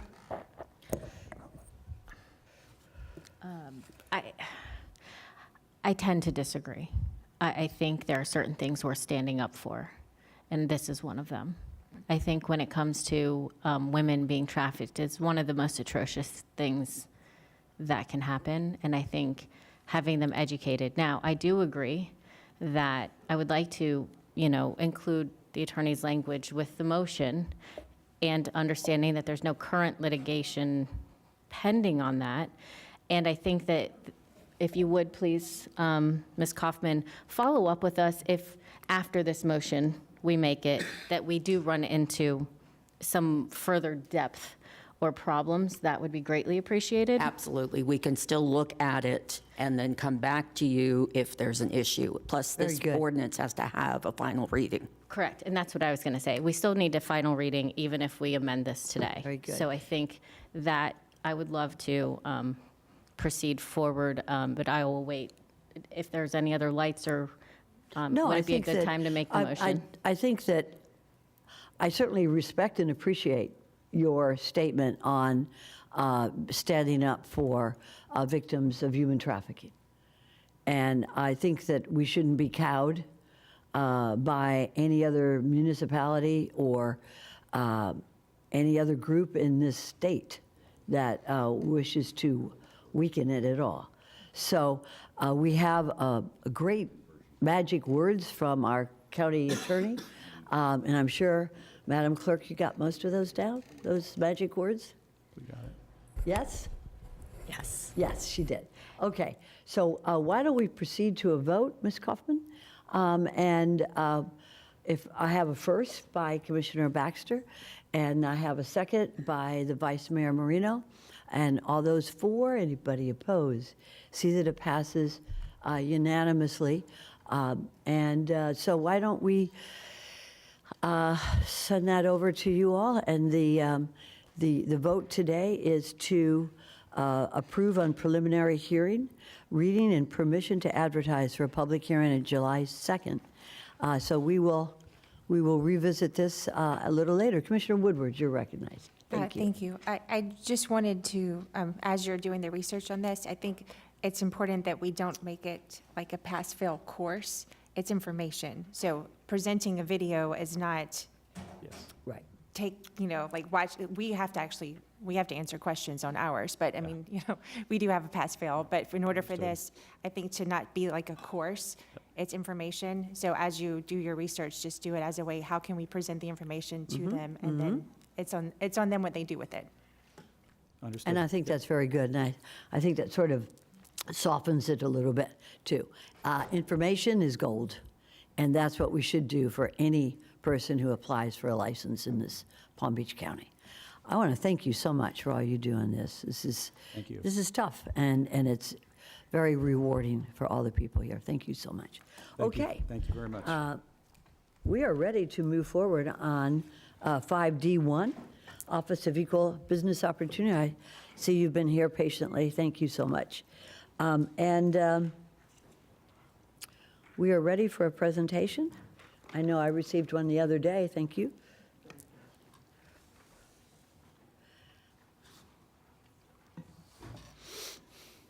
Good morning.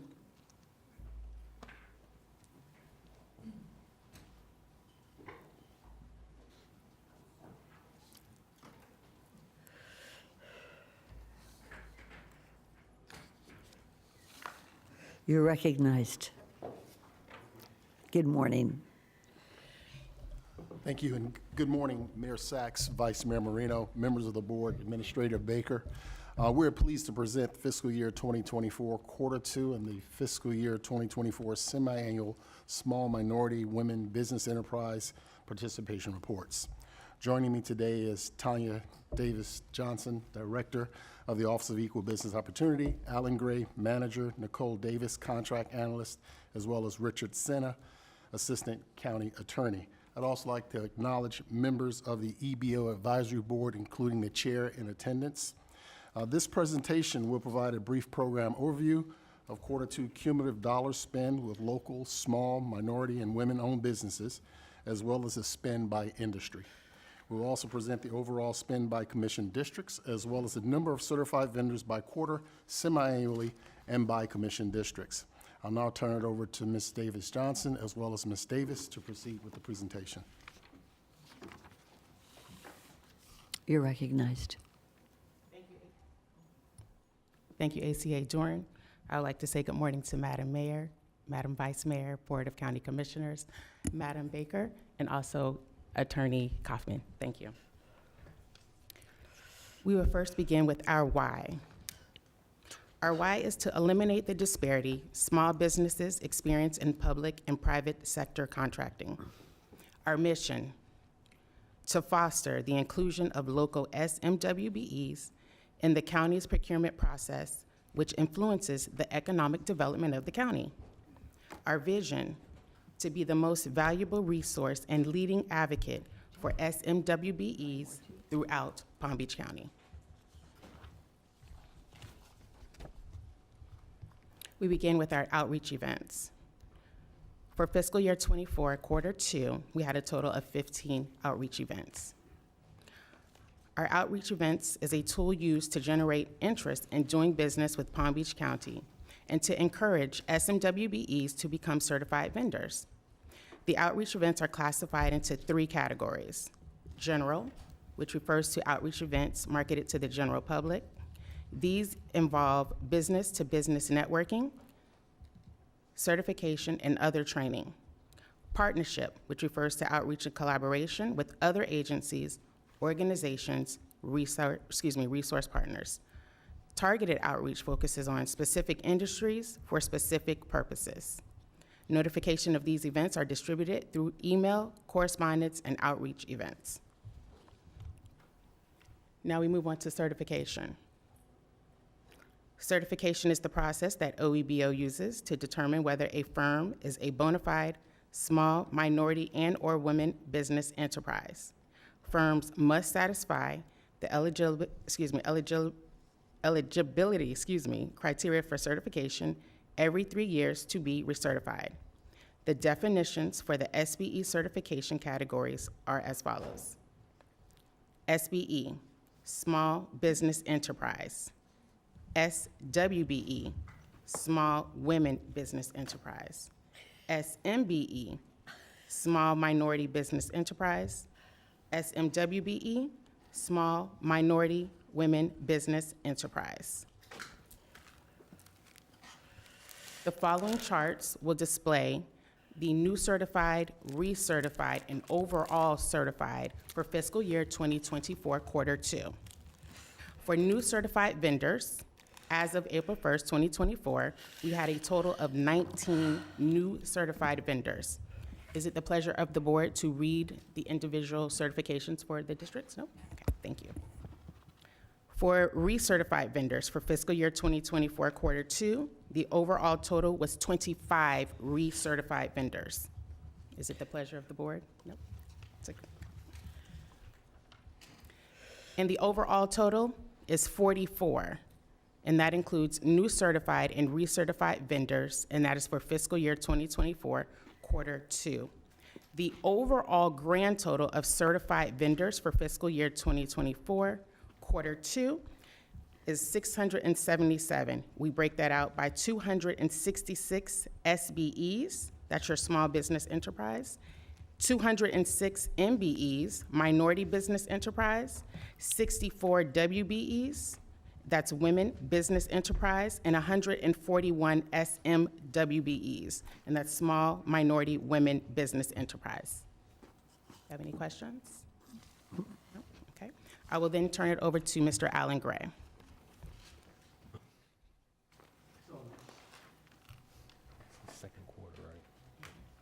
So the purpose and the intent of the CM at Risk process is to assist in the growth and the development of our small business general contractors. And so what you have in front of you here are the 2 contracts that were awarded under the CM at Risk process. Here we identify the estimated amount of those contracts, the description of the project, the contractors who were awarded those contracts, the SBE partners that they identified, and the participation of those CM partners, as well as their ethnicity. Moving further down the list, for goal setting, we identified the 13 proposed contracts that came before the goal setting committee. We break those contracts out into those that were established with their race conscious API, and those that were established with a race and gender neutral API. Obviously, as you know, the race conscious API is where we either require minimum requirement for minorities or women, and of course the race and gender neutral is just whether we just establish a API requirement for small businesses that are certified with our office. The waivers we issued for the quarter was 4, and we broke those out to the post-bid waivers as well as the departmental waivers. The difference being the departmental waivers is where the department comes and identifies where there's no availability, and so we waive the requirement to establish an API. The post-bid waivers is those solicitations that have come before the goal-setting committee. API goal was established or API was placed on that solicitation, and after the award, the contractor came back and said, for some particular reason, they're not unable to meet that commitment. We review that for due diligence and make sure that in fact is the case. If in fact they demonstrate that there's a reason why they cannot meet their commitment, we'll either waive or reduce that API requirement that was initially set for that solicitation.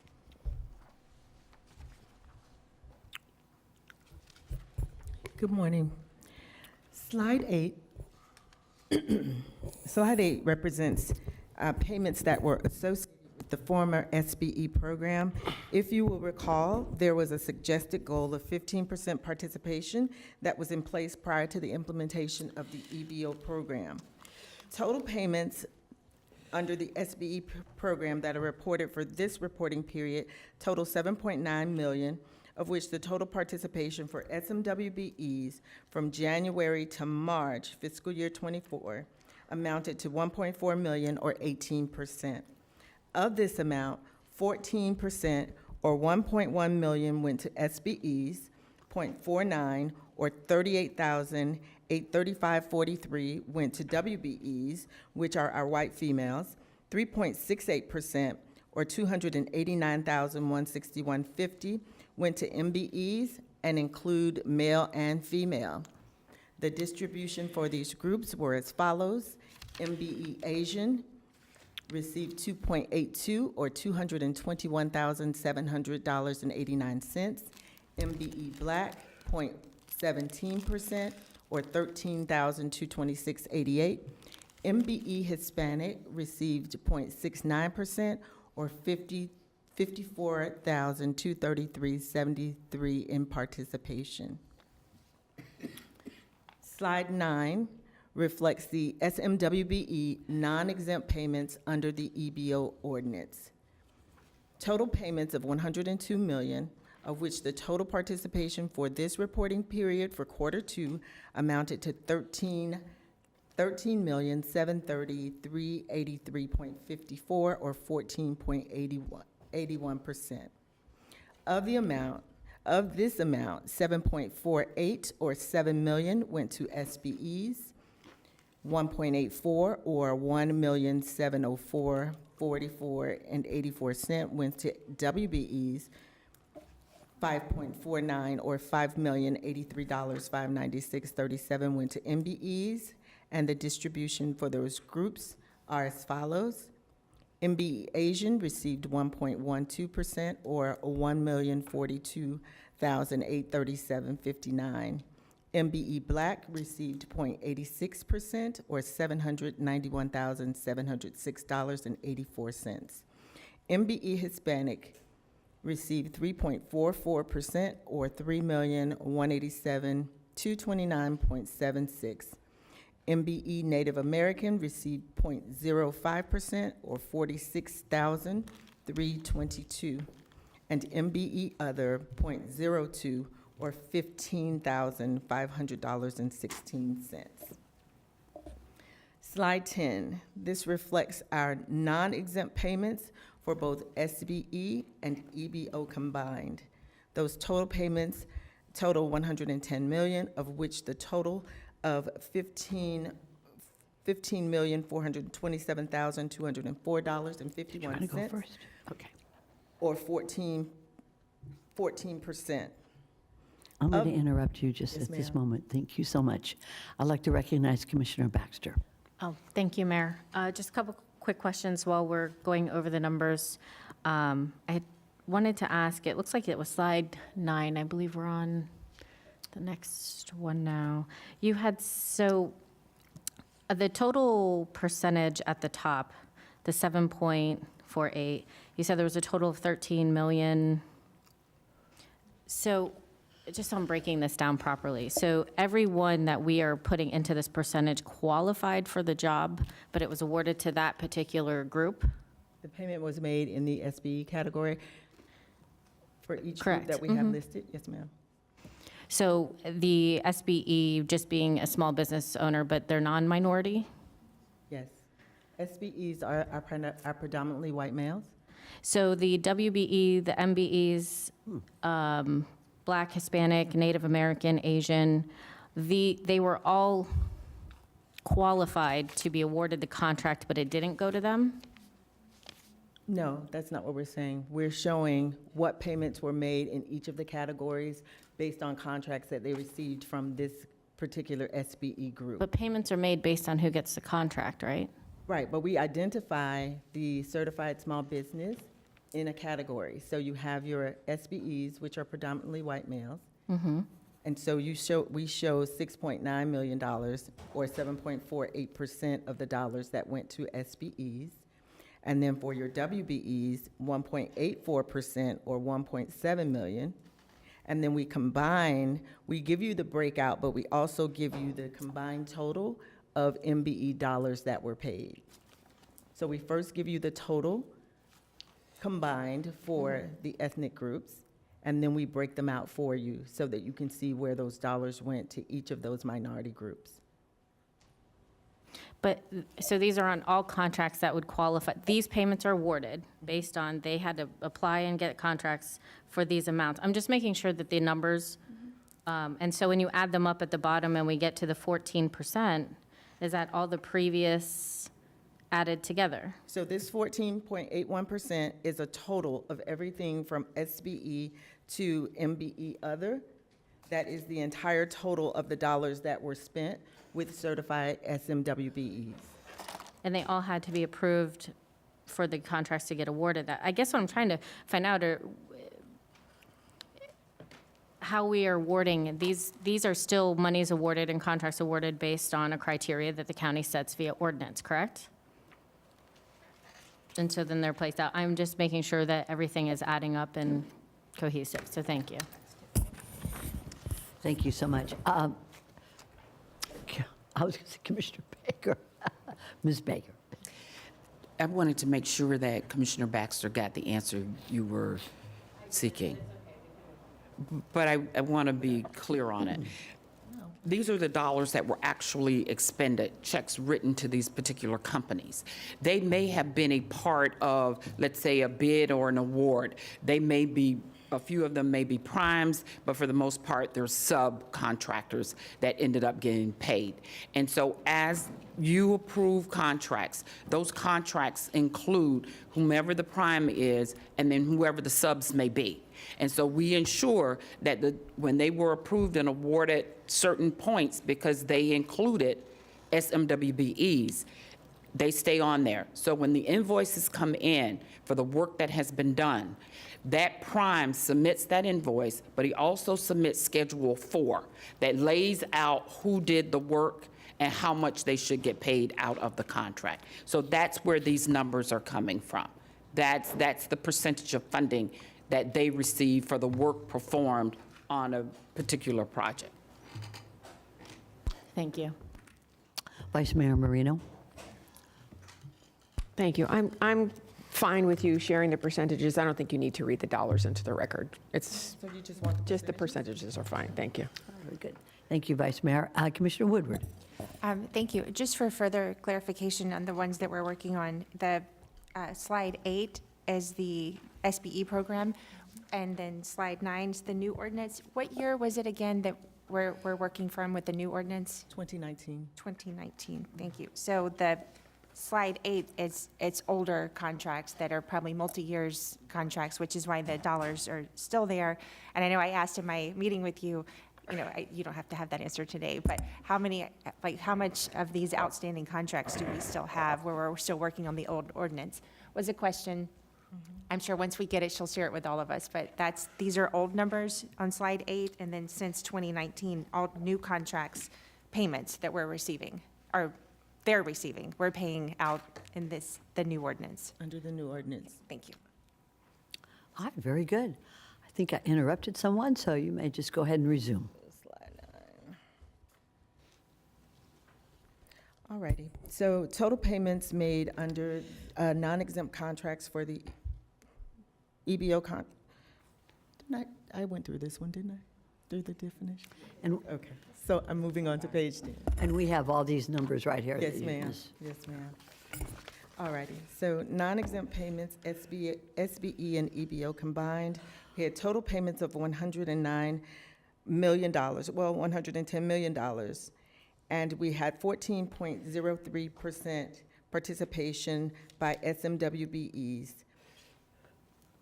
SBEs received 7.40, WBEs received 1.69, MBE Asian 1.15, MBE Black 0.79, MBE Hispanic 2.95, MBE Native American 0.04, MBE Other is 0.01.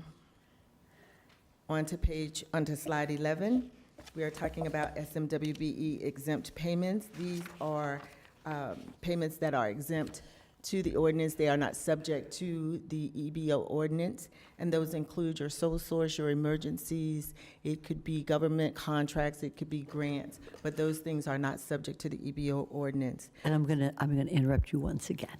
I recognize Commissioner Baxter. Thank you, Mayor. Just to build on what Vice Mayor Marino was saying, I think because we have the numbers in front of us, we don't need them read to us. But if you could tell us what you feel is important and relevant, I think that could be really useful for us.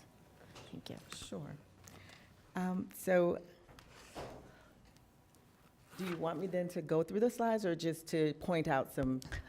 Yeah, tell us like what you're happy about accomplishing, where it stands, what we've done, with the numbers in your, we're some sort of analysis of them. I mean, we can read the slide, so I do appreciate it. But yes, we just love some elaboration. Thank you.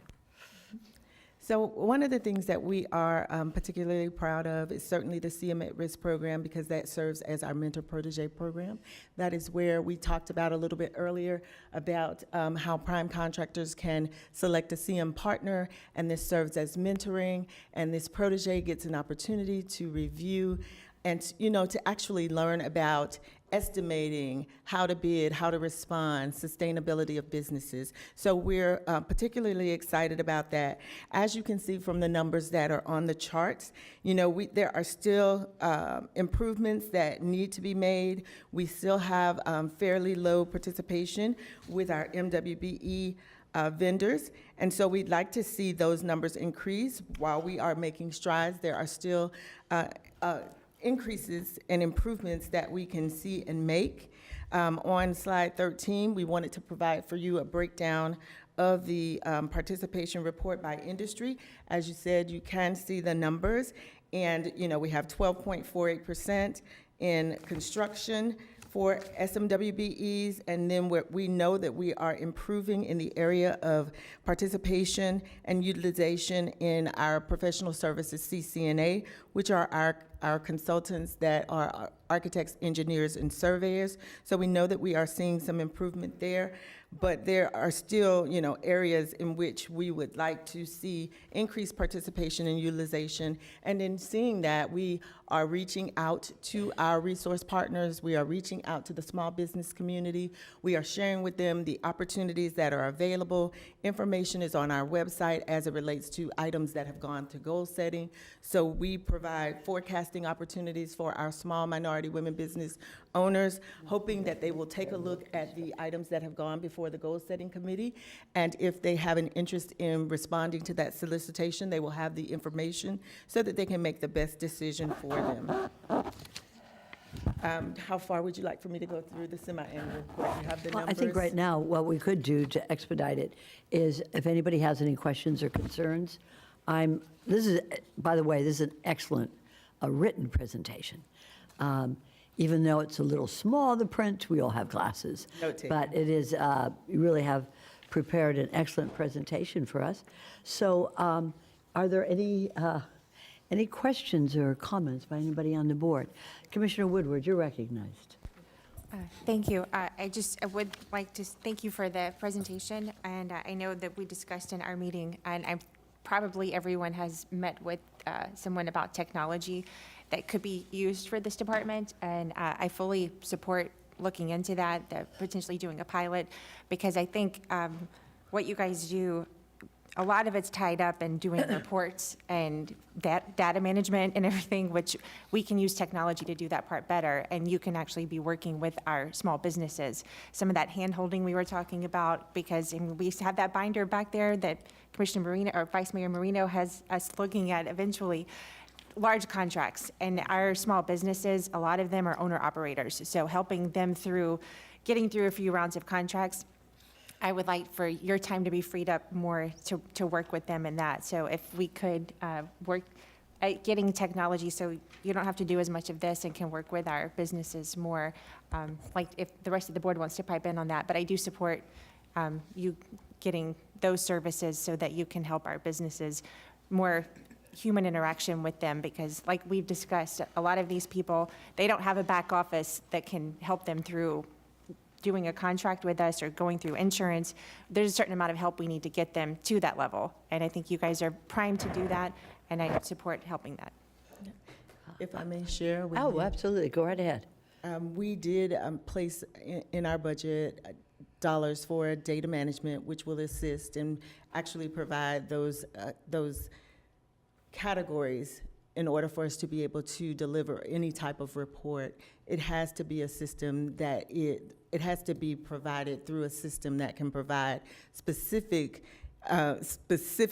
reporting requirements, and we had to build that utilizing our services here with ISS. The other thing that I want to make you all aware of is we've met with an organization called Tough Leaf.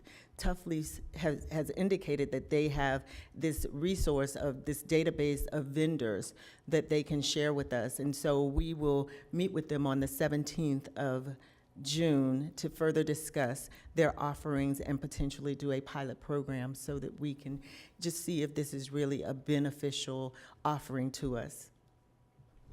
Thank you very much, Commissioner, and thank you for the response. Vice Mayor Marino, you're recognized.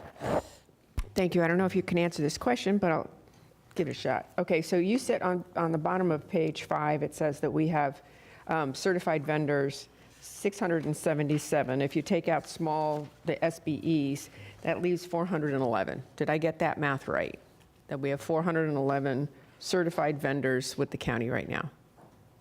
You're removing the minority businesses? No, the SBEs, because you keep referring to the small business as not really part of the... They are a part. Okay, so, but you say the small business is usually predominantly white male. I'm just breaking them out into the categories. Okay, Yes, so taking out the SBEs and just doing the... Page 5. I'm on page 5. Page 5. Taking out the 266 SBEs, because our goal is minorities, not white males. No, that's not true. It's all. I know, but Ms. Baker? let me Go ahead. finish. Oh, I'm sorry. Let me Go right finish. ahead, Vice Mayor. Okay, even leaving that in at 677, do we actually have a number of how many SBEs, MBEs, WBEs, and SMWBEs in the county? Yes, we can get that information, and we have, I don't want to misspeak. That's fine. So yes, I can provide that information to you on the total numbers of SMWB, on small business in Palm Beach County.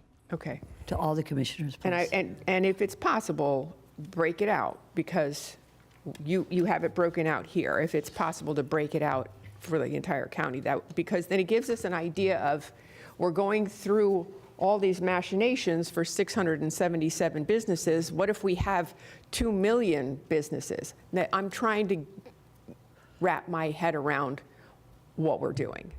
And also your comment about Tough Leaf, they have a database of vendors. Is that specifically Palm Beach County vendors, or is that larger than Palm Beach County? It's a universe of businesses, but we would have to extract the businesses that they have for Palm Beach County, because our program is domiciled there. Correct, because if we're going through all of this, we need to make sure it's local. Thank you. Administrator Baker, you're recognized. We did meet with Tough Leaf. I think a few of you also met with them. They will have a database that will be Palm Beach County if we're going to do the pilot with them. And that's the information they provided to me. So that is something that we are interested in because it does help us. It will also help us as far as knowing how many businesses are in Palm Beach County based upon, I guess, their 1099s or whatever, that fall within our categories. It is going to be very difficult for our staff to be able to go into a database unless we're able to get those financials to determine. We can work with Bieber and others to determine how many businesses are in Palm Beach County, but to determine how many fits into the categories that we have is not going to be something that's readily available to us. So that is when we need them to come in and certify if they meet all of the criteria. So we can tell you how many businesses get that information on how many businesses are in Palm Beach County. We may not be able to tell you whether they're minority, Asian, whatever, depending upon the database. But that is something that when they come in, that's what they present. They also verify that they own 51% of the business, and they're the ones that make the decisions. That's how we actually categorize them. And the documentation that they submit supports that. So we cannot just tell you of the X number of businesses in Palm Beach County, how many fall into those categories, only if they come in to certify. Thank you, Ms. Baker. Commissioner Barnett. Thank you, Mayor. And thank you very much for your presentation. I didn't have it in front of me when we did our review, and I appreciate you breaking down the information by district. I'm different. It does help me when we go through and read through the entire presentation. It helps me to take notes. That's just me. But I was looking at my district, participation numbers, slide 14, SMWBE, non-exempt payments by district, and District 3 is near the bottom of the list of districts. Slide 17, certified vendors, 4 in total from my district, again, near the bottom of the list. Recertified vendors by district on slide 18. I can barely read this. 3 in total, looks like close to the bottom of the list. I was just wondering, and I mentioned this during my review, if there's any kind of correlation between the apparent lack of participation of small businesses in my district and the large number of Spanish-speaking and Creole-speaking businesses that are in my district. If you've seen anything. And I also wanted to touch on what kind of outreach events and efforts that OEBO participates in. I've been to a few. But if there are any that are specifically focused on those Spanish and Creole-speaking small businesses that may not be aware of what you're providing for them and small businesses in general. And I don't know, I see Mr. Juan Pagan here. Maybe he can speak to that as well.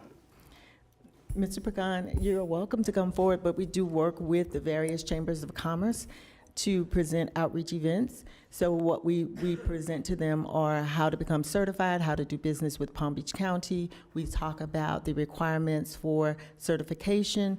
We talk about opportunities that come forth. We share information with the various chambers, the Hispanic, Puerto Rican, and we are currently working with the Haitian Chamber to produce an outreach event so that we can share with their members in their native tongue, understanding that they will have to use the documents that we have in order to submit their applications, but we are constantly doing targeted outreach because we know the areas in which we need to increase participation and availability.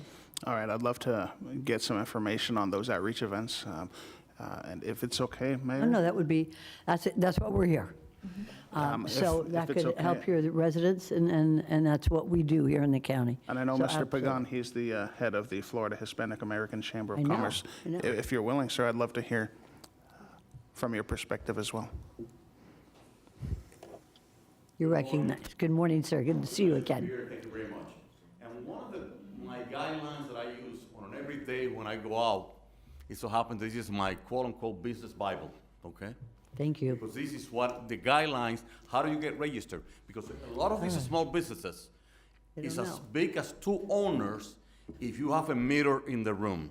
If you don't have a meter, it's only 1, you know? And then the reality is that the big owner, the guy who's the deep pocket, right, that came here, we have representation of 21 countries that are residents of Palm Beach County, you know? And those guys who have the quote-unquote deep pockets, some of them don't speak English, all right? So, therefore, our mission, on my personal mission, regardless of where you come from, I don't care the color of your skin, your hair, or your soul.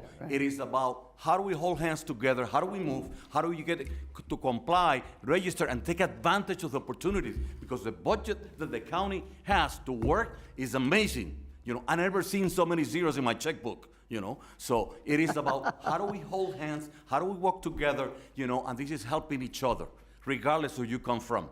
So it doesn't really matter. For us, it's helping the small businesses. The Chamber of Commerce, I've been a member of all the Chambers of Commerce here in Palm Beach County, you know? And guess what? My experience being that was like all the time, it's about the chamber. No, this is about the small business. How do we work together? How do we help them? And how do we get there? That's what we want to do. Thank you. Thank you so much for your service, too. Thank you, sir. All right, Commissioner Barnett. All right, Commissioner Weiss, and then Commissioner Woodward, and then, very good, thank you.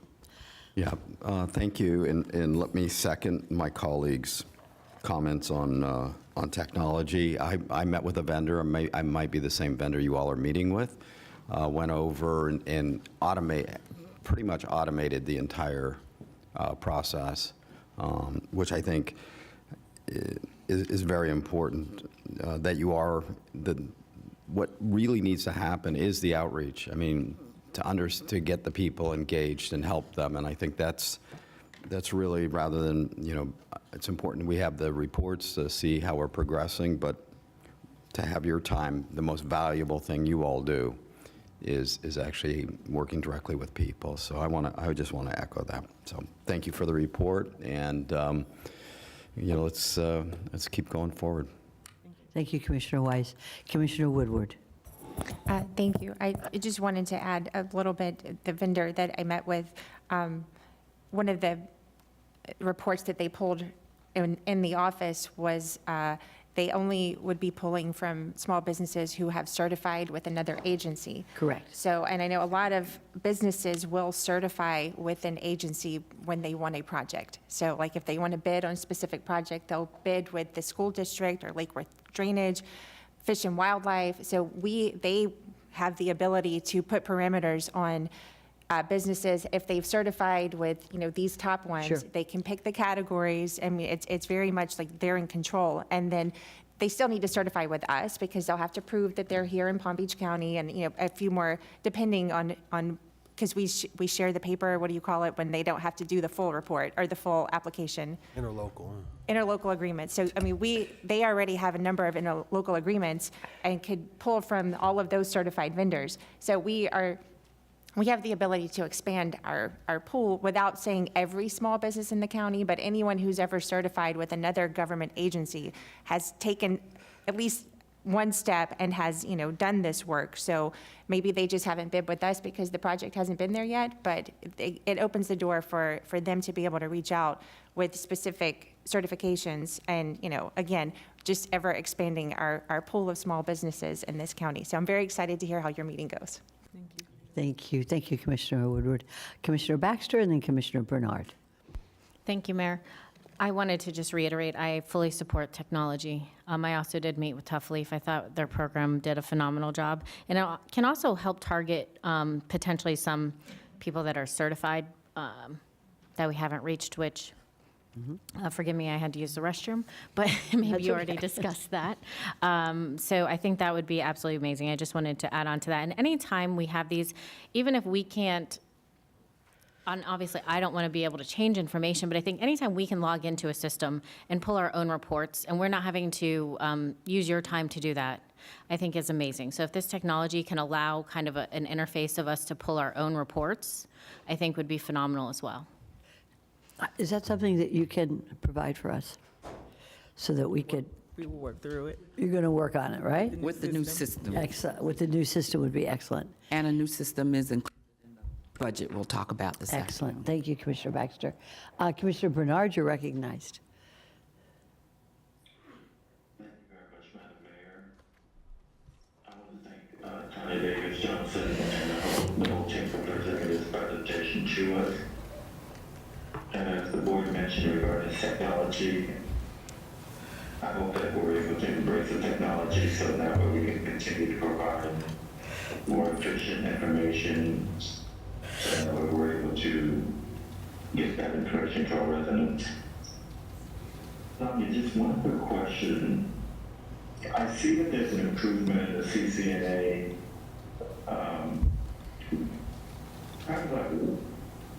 Where is that coming from, and why, how come that's being successful? You're seeing the improvement as a result of the disparity study. That was one of the areas where there was disparity found.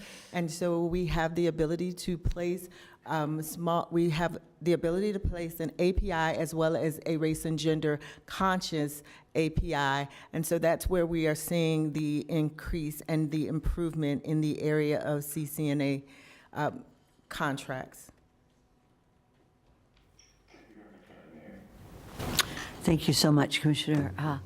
So we're going to move on if there's no other questions or comments. Are we ready for a vote at this time, Commissioners? Okay, very good. So this is going to be a motion to receive and file.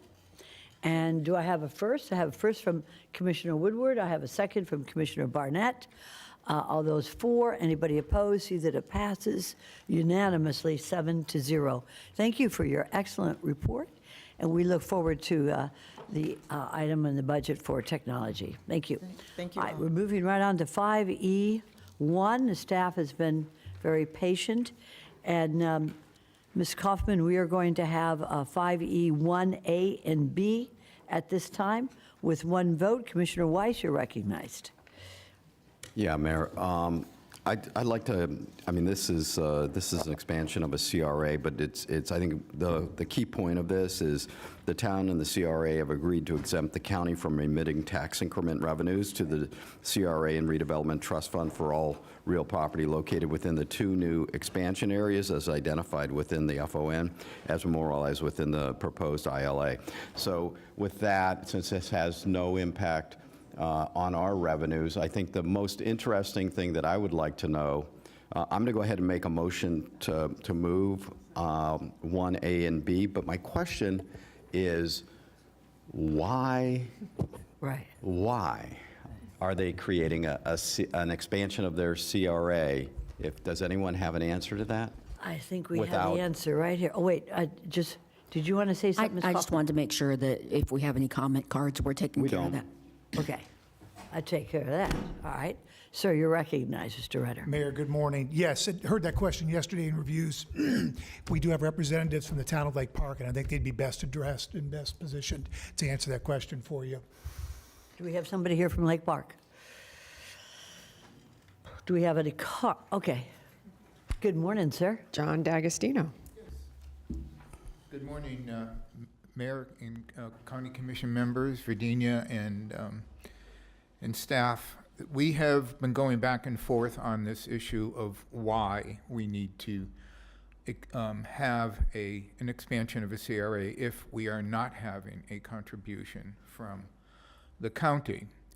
And the reason why is that the 163 provides a significant amount of authority as it relates to properties within the CRA that may not necessarily be provided to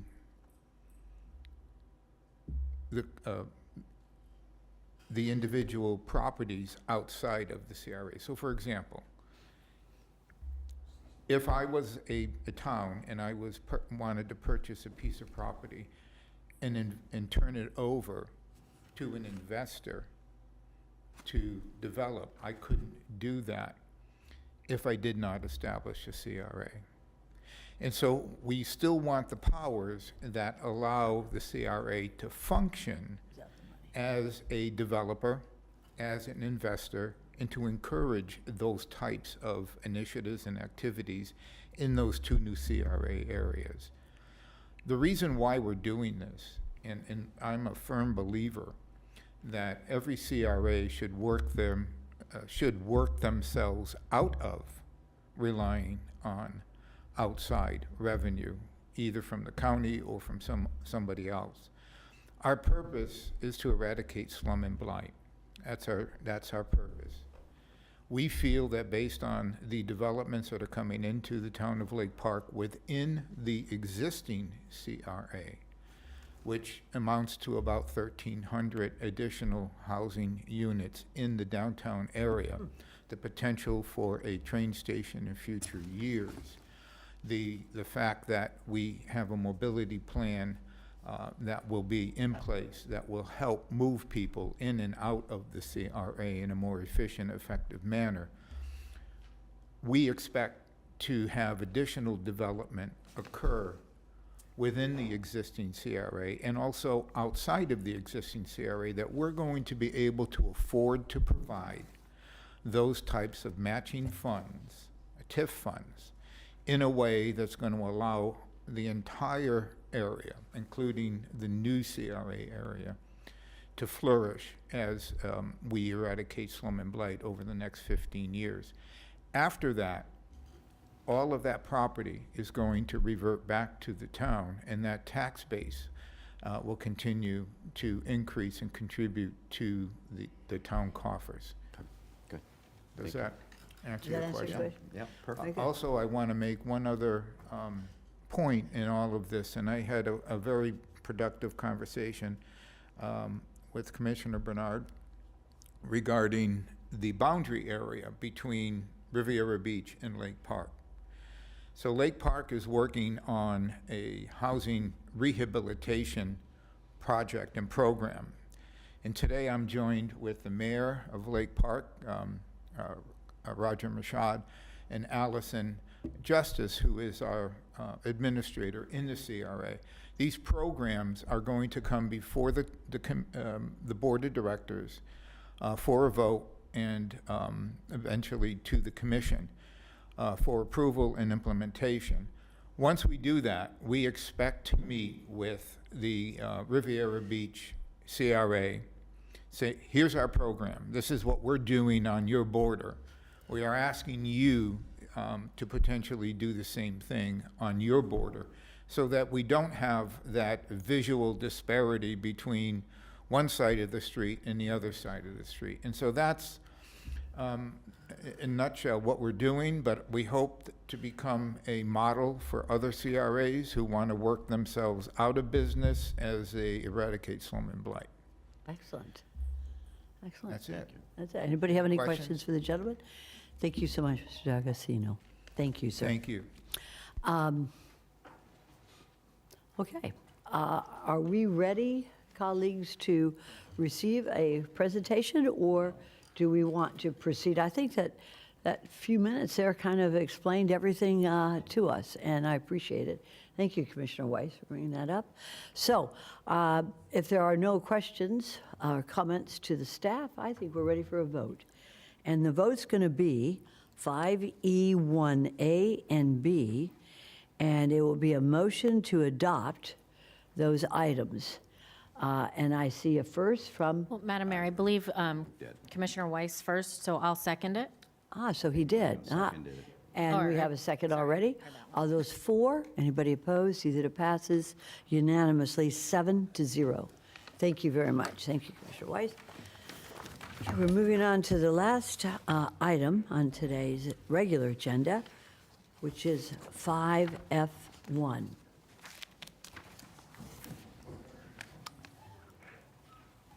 And this is for board direction.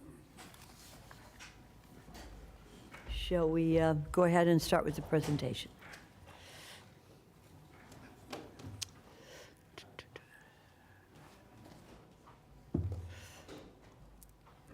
that in your district? It's in Mac's district.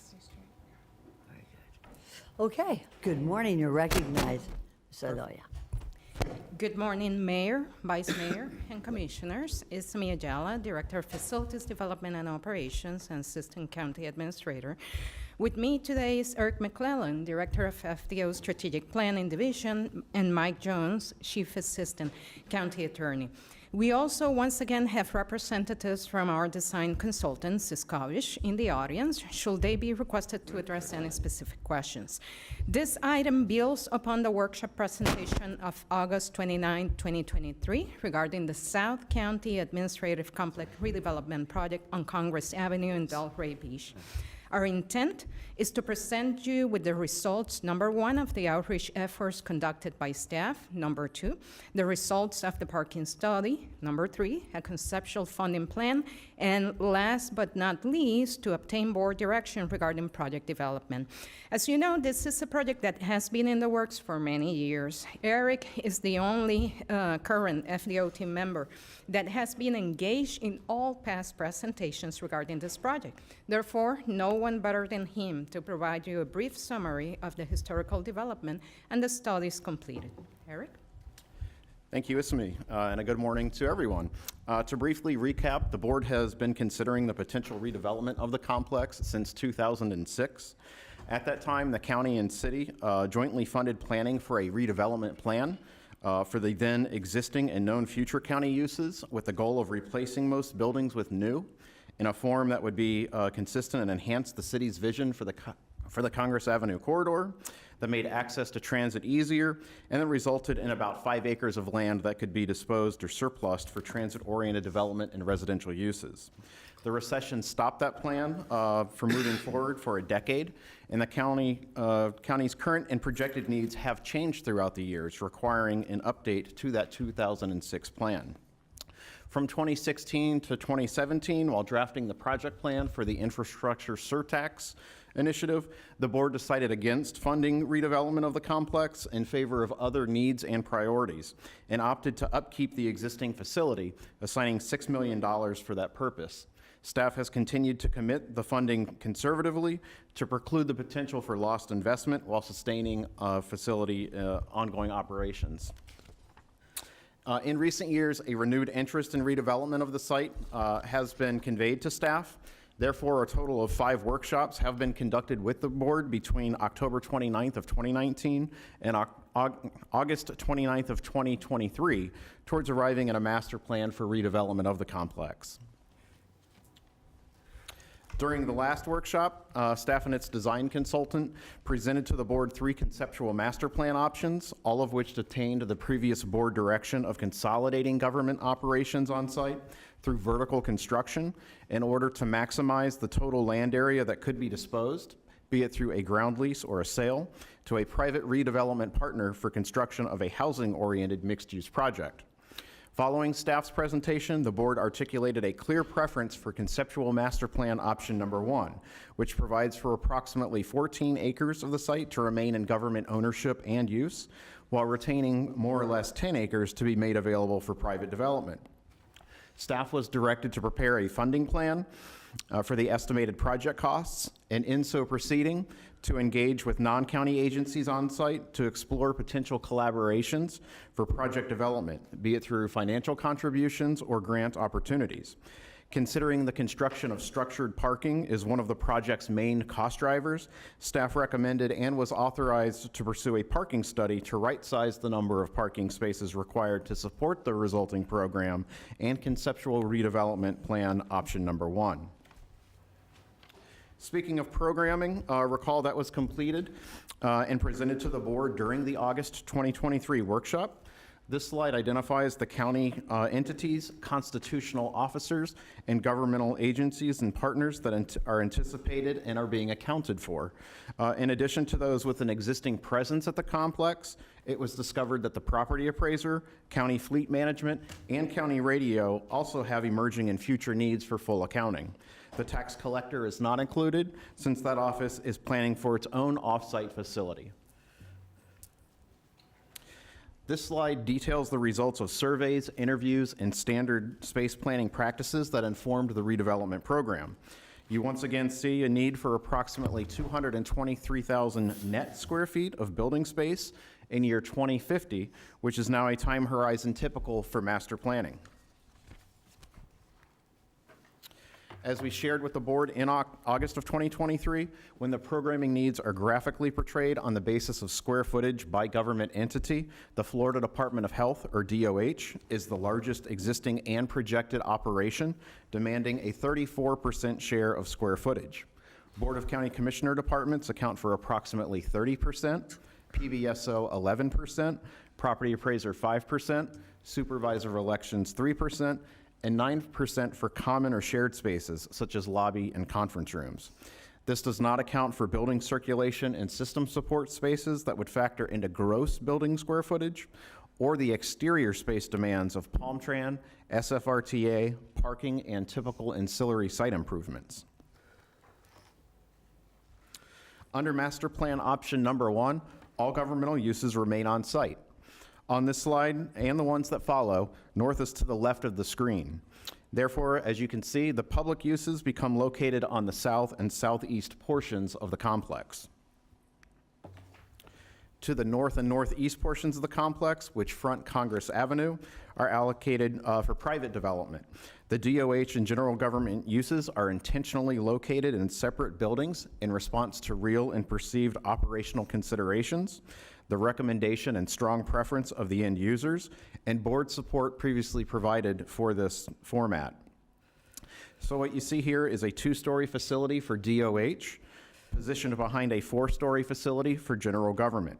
Shop operations for park and recreation, as well as FD&O, are located in a 1-story facility with connectivity to the adjacent parking structure, exterior circulation route, and an exterior yard. The parking structure as presented would provide approximately 1,650 parking spaces distributed on 5 levels. PBSO and County Fleet Management Services are each provided accommodations for an 8-bay operation with internal connection to the parking structure, and the fueling facility is situated with proximity and access to all shop and fleet operations. The massing diagram that's included on this slide helps to better visualize all uses, with public uses to the right and private uses to the left of the screen. PalmTran operations in the center link the two, with the communication tower being positioned in an open yard with separation from buildings and operations. As you might recall, this slide shows the circulation pattern under option number 1. Note the 3 distinct paths of access, deliberately allowing for separate and independent paths of access to specific services and to navigate the site, which minimizes interruptions amongst and between the various elements of the overall site program. In August 2023, the estimated hard cost for redevelopment option 1 was approximately $164 million, inclusive of escalation, 40,000 square feet of general government shell space for future programming and flexibility, and 200 spaces for SFRTA and Tri-Rail. Again, the structured parking included in option number 1 redevelopment plan provides 1,652 parking spaces with an estimated construction cost of approximately $44 million. That is approximately 27% of the total construction hard cost. The cost to replace the communication tower has a separate and dedicated funding source and was estimated at an additional $2.5 million that remains held for that purpose. Soft costs were estimated at approximately $55 million, absent any contingency. Consequently, project implementation was estimated to range from $200 million to $220 million, depending upon the 40,000 square feet of program shell space remaining supported or not. Progressing farther now, following board direction from August, staff tasked the design consultant with conducting a parking study to right-size the number of parking spaces required for redevelopment option 1. On-site data gathering efforts began during January of this year, which is peak season, with the final report delivered to staff in April. The parking study concluded that a total parking demand of 1,150 spaces is generated by the redevelopment program, which is approximately 500 parking spaces below the redevelopment option plan number 1. Staff agrees with the study methodology, assumptions, and conclusions being supported by the data. Although it should be noted that one, the extent of public visitation during times of elections could require operational measures be implemented on site in response to this parking supply. And two, no shared parking arrangement with the private development component of the option number 1 plan was part of the study's scope. There are two viable design approaches to implement the parking reduction. The first option is reflected on this slide and consists of simply eliminating a level, leading to a parking structure with 4 levels instead of 5. The second option, shown on this slide, is to compress the parking structure by retaining all 5 levels, but with a smaller footprint. And unless there is board direction, staff and Ziskovich would explore these during the design phase to determine which produces the optimal balance for operations, cost, and layout. Now to revisit cost implications. Depending on the option chosen, the final configuration and design of the redevelopment option, the shell space being included or not, the magnitude of DOH programming, and other design outcomes, the reduction in the number of parking spaces carries an estimated reduction in construction hard cost ranging from approximately $12.6 million to $23.7 million, below the previously estimated $164 million total. So with this overview, allow me now to transition back to Isami, who will cover the stakeholder outreach, as well as the options for funding the project should the board decide to proceed. Thank you, Eric. As previously stated, the board directed us to reach out to stakeholders on site and inquire as to potential contributions towards the development project. The main takeaways from said meetings are summarized as follows. We met with representatives from the Department of Health on September 8, 2023. In responding to our inquiries as to the department's ability to fund a prorated portion of the development costs, the DOH representatives explained that their agency has no funds assigned for capital improvements. At the time, they could not identify grant opportunities that they could pursue in order to assist with funding of the redevelopment project. Furthermore, it is the department's position that the county is required to provide facilities for DOH operations without requiring payment. The DOH points to section 154.01, subsection 4, Florida statutes, as well as the longstanding ongoing agreement between the county and the Department of Health as support for their conclusion. While section 154.01 subsection 4 does not specify the party responsible for payment of said facilities, the county has historically been responsible in accordance with its agreement with DOH so that dollars are spent on services delivered to the public. DOH counsel provided the county attorney's office a white paper summarizing its position on key aspects related to the relationship amongst the state, counties, and county health departments, and that white paper is included as an attachment to the agenda item. The meeting between staff and South Florida Regional Transportation Authority and the Treasure Coast Regional Planning Council took place on September 13, 2023.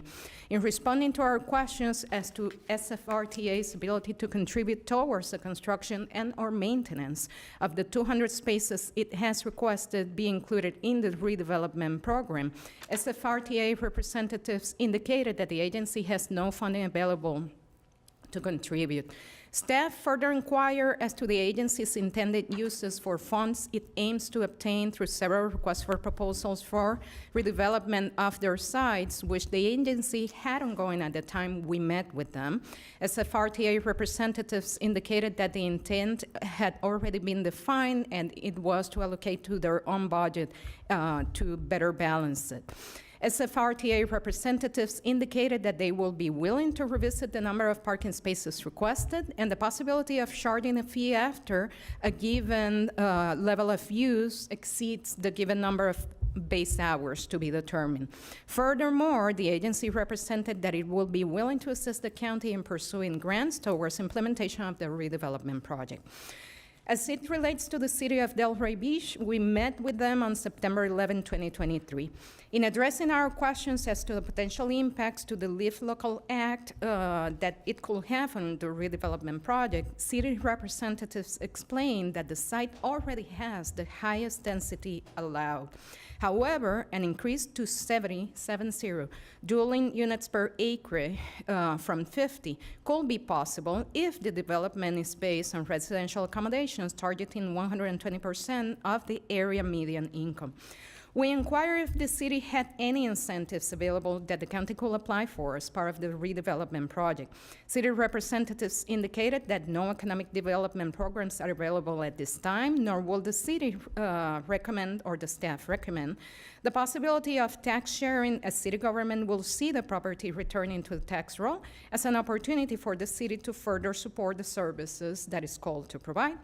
City representatives reiterated their willingness to positively consider a request for reduction in the number of parking spaces as substantiated by a parking study, and the possibility of a private developer obtaining fee waivers on the city regulations if said private developer were to be a non-for-profit entity. In closing, city representatives asked us to provide a presentation to City Council on the topic of the redevelopment project, which we delivered on October 10, 2023, and represented standing board direction at the time. Although not a stakeholder with direct presence on the complex, staff reached out to the Transportation Planning Authority due to their inherent role in providing for planning of the county's transportation needs. We met with TPA representatives on September 11, 2023 to explore potential funding opportunities. They shared with us that a typical grant cycle will take anywhere from 5 to 7 years and will provide for capital improvements, not operational costs.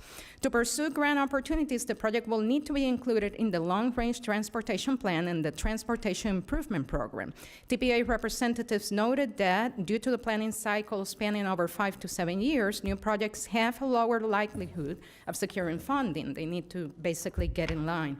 TPA representatives indicated they will be willing to issue letters of support if the county were to pursue grant opportunities, and suggested engagement with representatives from the Florida Department of Transportation Region 4 to inquire as to potential funding opportunities. In our follow-up with FDOT staff, they identified limited opportunities being available to support park and ride facilities. As thoroughly discussed during the August 2023 workshop meeting, relocation of the tax collector offices is a critical first step in commencing redevelopment of the site. TCO has confirmed that it will relocate its office out of the complex onto a non-county site.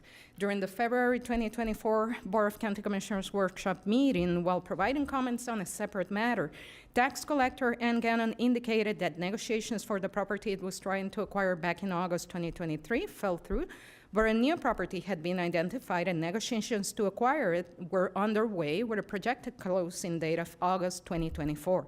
She further explained that once closing on the property occurs, it will take her office approximately 2.5 years to deliver a new facility.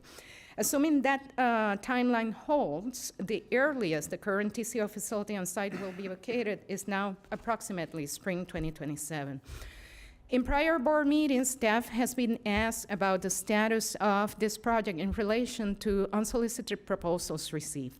To date, staff has received 2 unsolicited proposals in June 2023 and March 2024 for development of workforce housing upon a portion of the complex. Both proposals were submitted by the same proposer, Mr. Stephen Michael. In both instances, staff notified the board by means of interoffice memorandum stated that absent a request by a commissioner to bring the matter back to the board's attention, it will return the unsolicited proposal to the proposer without consideration. In both instances, we received not such requests and therefore return the proposals. Thank you. You talk so fast. Very good. Thank you, Isami. I hate to interrupt you, but we have a question from Commissioner Bernard. Commissioner Bernard, you're recognized. Mayor, I have a question after she's done with the presentation. Oh, very good. Thank you. Very good. You may proceed. Go ahead. I promise we're almost done. And you are almost done. We're just trying to make the entire path taken. So with that said, we would like to point out that the unsolicited proposals received failed to take into account the long-term goal of comprehensively redeveloping the site as a transit-oriented development, and will require that the county make available for redevelopment the only portion of the site that currently remains unbuilt, and that is a triangular-shaped area on the northeast corner, abutting private property, and representing about 3 acres as shown on this slide. Respectfully, we will advise against fragmenting that ownership and redevelopment of the site. We believe that such approach could hinder the county's ability to develop a transit-oriented development project with a long-term approach, while simultaneously complicating redevelopment efforts due to the imposition of additional constraints on the site. In other words, disposition of the vacant land outside a comprehensive redevelopment plan complicates construction sequencing, the county's ability to ensure continuity of operations in the complex, and the realization of maximum development potential. At the August 2023 meeting, we were tasked with drafting a proposed funding plan. To assist in development of the same, we commissioned an appraisal to Anderson and Carr, Inc.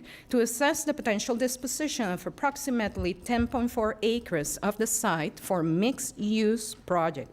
The appraisal report was delivered in April 2024 and concluded with a current market value of $13 million for fee simple property rights to the approximately 10.4 acre parcel.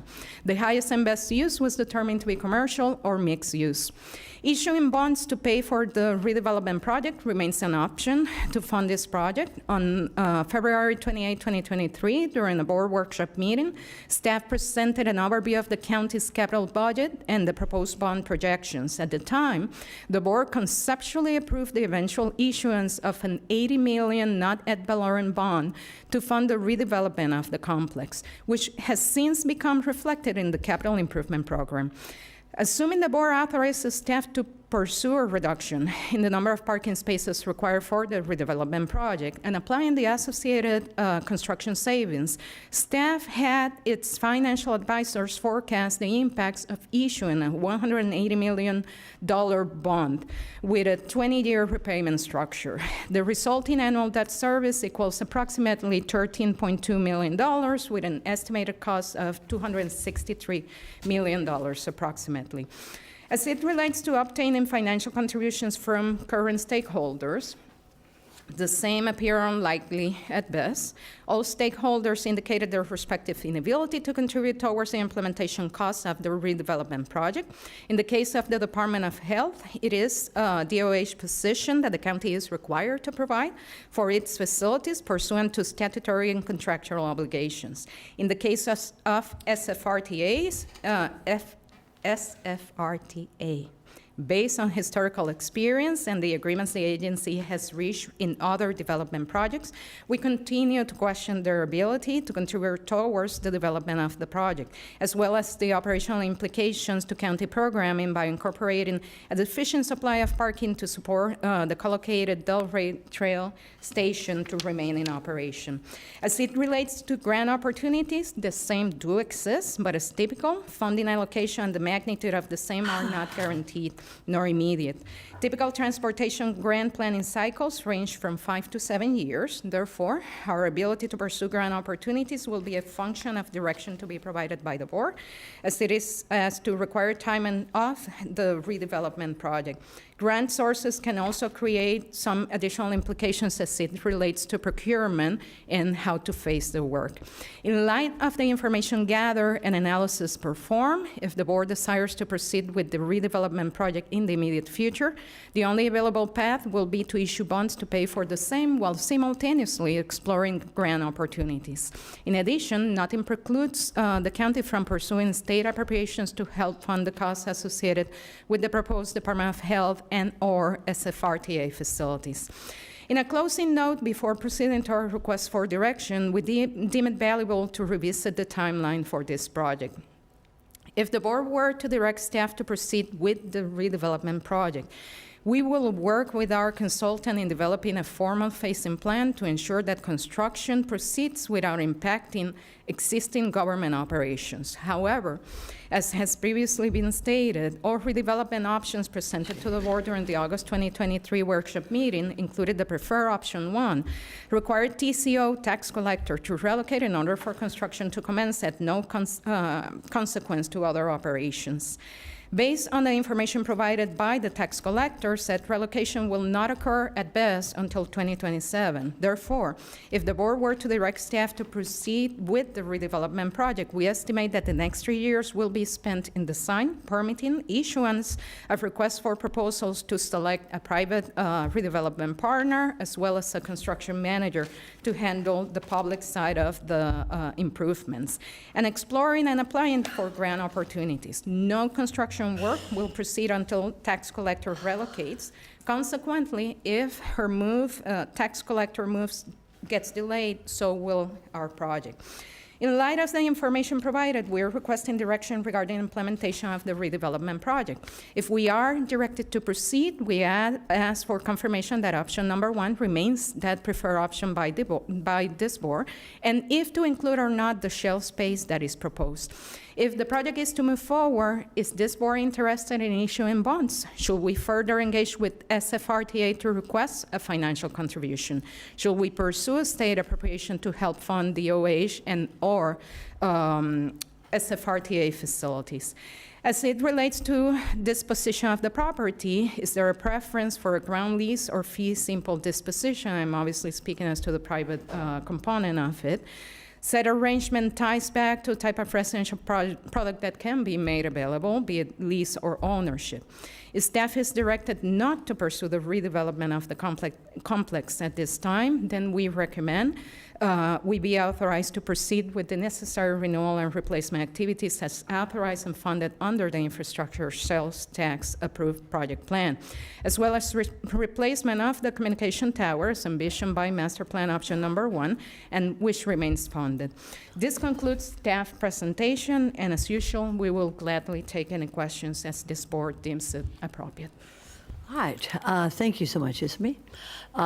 Commissioner Bernard, are you with us? And do you wish to give your question at this time? We're waiting to hear our voice from God up there. Commissioner Bernard, you're recognized. Yes, thank you very much, Madam Mayor. The first question is in regard to the OH. Would they support effort from the county to seek funds from Tallahassee? Based on the meeting we had with them, the answer is yes. Good. Okay. Is that it at this time, Commissioner? Yes, no, I do have one question. It said that CMRG was looking at fees. What I'm hoping is that we don't charge parking fees for Tri-Rail in the future, because we want people to be able to park. And I think that it'd be wise for us to be charging fees for people to be parking, so that way they can take Tri-Rail. Very good. And- You couldn't respond this week. Yes, certainly. The feedback as it relates to SFRTA, let me put it in the context of, we were reaching out to stakeholders to brainstorm all possibilities, right? And during that conversation, they pointed out, typically not the approach, but we will be willing to have a conversation as to establishing a base number of hours. I'm going to use the example, 2 base hours, right? And those are free, and then a fee applies after. And the numbers, again, are just mine for example purposes. But that was part of the brainstorming effort that we were having, trying to make sure we were turning every possibility around and evaluate every possibility in the conversation.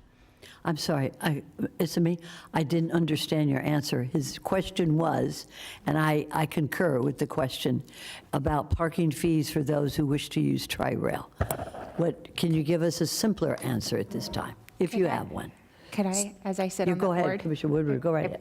I sit on the Tri-Rail board, and I was Oh, just good. going to say, there's, I believe, only 2 stations where we're looking at this right now, and it's right now, it's a minimum of 12 hours because we want for the commuters, the daily commuters to have their full day.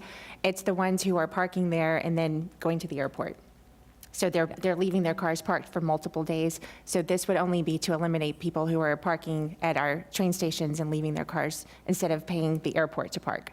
Okay. So just, it was a long, okay. it's not 2 hours. It was for someone who wants to commute for their full workday or whatever it is. Is that what you were talking about, Ismail, when you said so many hours a day? Yes, I used the two Okay. as an example. It's not coming from SFRTA, just to convey the idea. Thank you, Commissioner. Okay.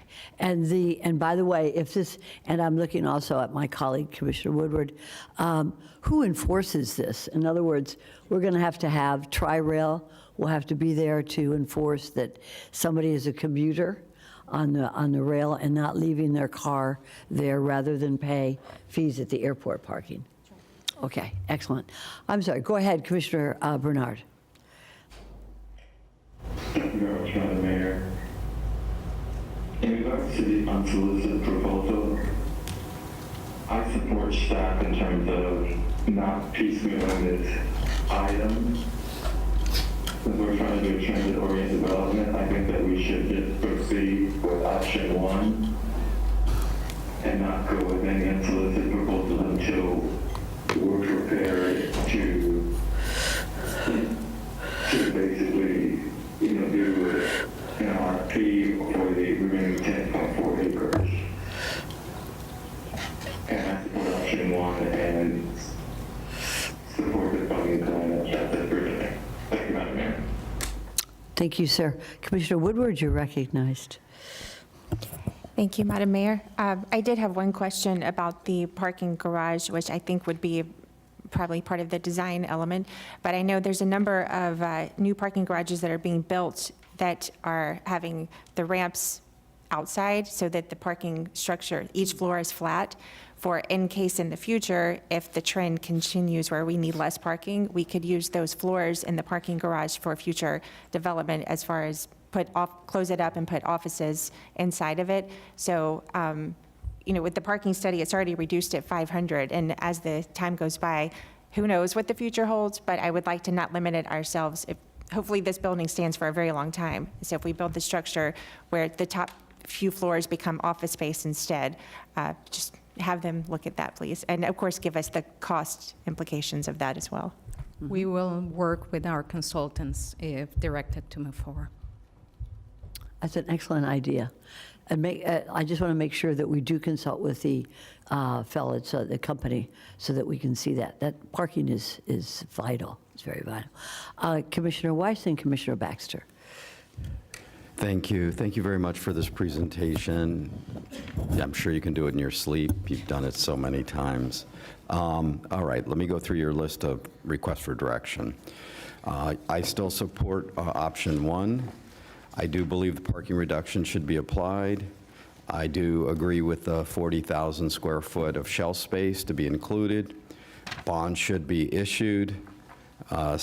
I think based on what Commissioner Woodward said, I think we need to engage with SFRTA and more interested in, or more specifically, about the limitation of the parking so that people aren't, because that was my thought, people might even just store vehicles in there. So I think we're going to need some way to deal with that, but if there's a potential revenue source there, so be it, I guess. Yes, we should pursue state-level appropriations for the DOH. Always happy to get some of our money back from Tallahassee. It's always a nice thing. I would prefer a ground lease on the excess on that property. I think the county needs to be able to control that property at some point. They may have a different need and for what gets built there 50, 60 years, 100 years now from now. My preferred residential product is a combination of market rate, affordable, and workforce.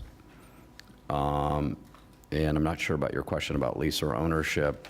If it's possible, if somebody wants to come in with a plan, a for sale plan, or leasing, I'm agnostic towards that. Just as many heads and rooftops as we can help. And I was really pleased to see the city comment about potentially increase in density up to 70 units an acre. That was good, and I also really appreciate them looking at the parking as well. So appreciate the partnership with Del Rey, but thank you all for the tremendous work you guys do and your staff does. Thank you so much, Commissioner Weiss. Commissioner Baxter, you're recognized. Thank you, Mayor. Thank you, staff, for the presentation. Before I get to, I want to answer your list of questions, but before I get there, I have a few questions regarding the slide 22 on the triangular part where it says, this construction sequencing hinders a county's ability to ensure continuity of operations on the complex and diminishes the long-term TOD goals. Could you just expand a little further on that? Certainly. Eric, I'm going to ask you a favor. Can you go back to the very first slide? We're going to come back, but I just want to point something out. Yeah. So when you look at this complex, the first thing that should pop out, hopefully not the best picture, but hopefully sufficient to convey the idea. We're spread out, right? It's a whole lot of 1- or 2-story buildings throughout the complex, which means we have very limited vacant area. And if you can now move forward to slide number 22. Briefly, is the triangle that you have highlighted, is in this more the overall picture, kind of that triangle behind Fuel Island there? No, back on the main Go to picture. the first one again. That, Yeah, go back. So it's basically to the north, yes. So if you see it on the top right or northeast, it's that triangle. I just want to make sure I'm Understood. looking at the same place, so if you would And- proceed. And I think that serves to point out, just based on colors, right, it's the green area that we can basically see in that photo. So with that said, in thinking about how we implement this project, we had shared with the board back in August that we don't have that many vacant land, right? We need a TCO to be able to move out of the property. And we do not have right now other spaces where we can take the Forgive me, services. TCO. Tax collector. Thank you, We- just. Not a problem, out of habit, and I admit to that. So we had stated before that we need the tax collector to be able to move out so that we can demolish her building first and then start building new facilities without having to relocate current uses. And that's important because if we need to relocate our current uses, then we're incurring in additional costs, right? To be able to lease property while we do construction. So part of the task and direction that the board had previously given us was find a way to do this, compress the governmental footprint. We don't want to have this spread throughout footprint. Maximize what you're able to dispose, okay? And do that without affecting continuity of operations. So if we let go ahead of time of the one, so to speak, parcel that we have available to do staging, to rotate around the complex, putting that phasing in place becomes more difficult. So that answer goes to why we see it as hindering our ability to implement the project.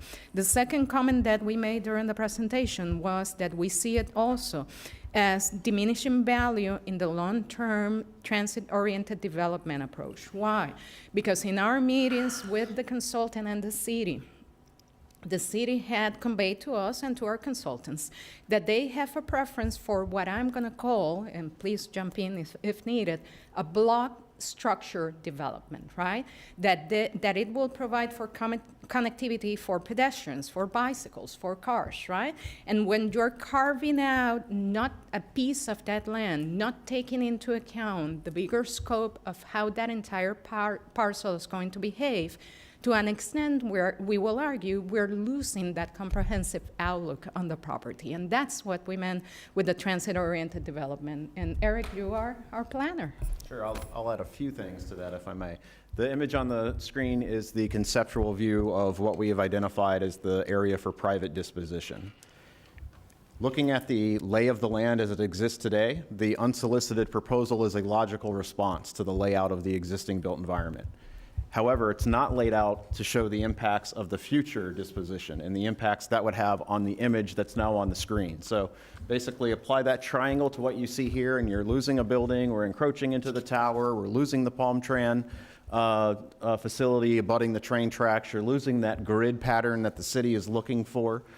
So from a design standpoint, it has a material impact. I would go farther than that to tell you that from a land development standpoint and a land value standpoint, the larger land area you aggregate, the higher the value is. The appraisal that we had done assumed that 10.4 acres is available in whole. If we take a piece out of that, my expectation, based upon my education, training, and experience, would be you're going to reduce the value of that residual parcel. So there are all sorts of impacts that that proposal would have that, even though it might be a very logical response today, looking at green fallow land ready for development, it does not take into considerations the impact it would have on this concept for the future. Thank you. That was a great explanation. And then, so I would like to proceed then with answering your questions that you had asked within the proposal. I do still, noting that we've had 5, I guess, workshops. And, you know, for several reasons, it has not proceeded forward. And we know, I don't even say the C word anymore, happened in, 2020. So that happened. We've only, as a board, this board had 1 meeting. But I think overall, we've seen this reoccurring theme where I love that we have come together and we've made decisive decisions to actually get things moving forward. And unfortunately, they seem to be hitting all at once. That's the downside. But I do think we've put this building off, I think to your point, since, was it 2008 or 9? It was originally proposed. And this whole everything. Question, the IST dollars, what number was that to be allocated towards this project? $6 million, because it ended up being a renewal replacement project. Instead of, correct, that's what I remembered. And so I am still in favor of option 1. So yes, like option 1, especially if the commissioners on the board here that are using it are in favor. So absolutely support them. I do support a reduction in parking. If we can save anywhere in the ballpark of $20 million, that's fantastic. So thank you to Delray Beach for that.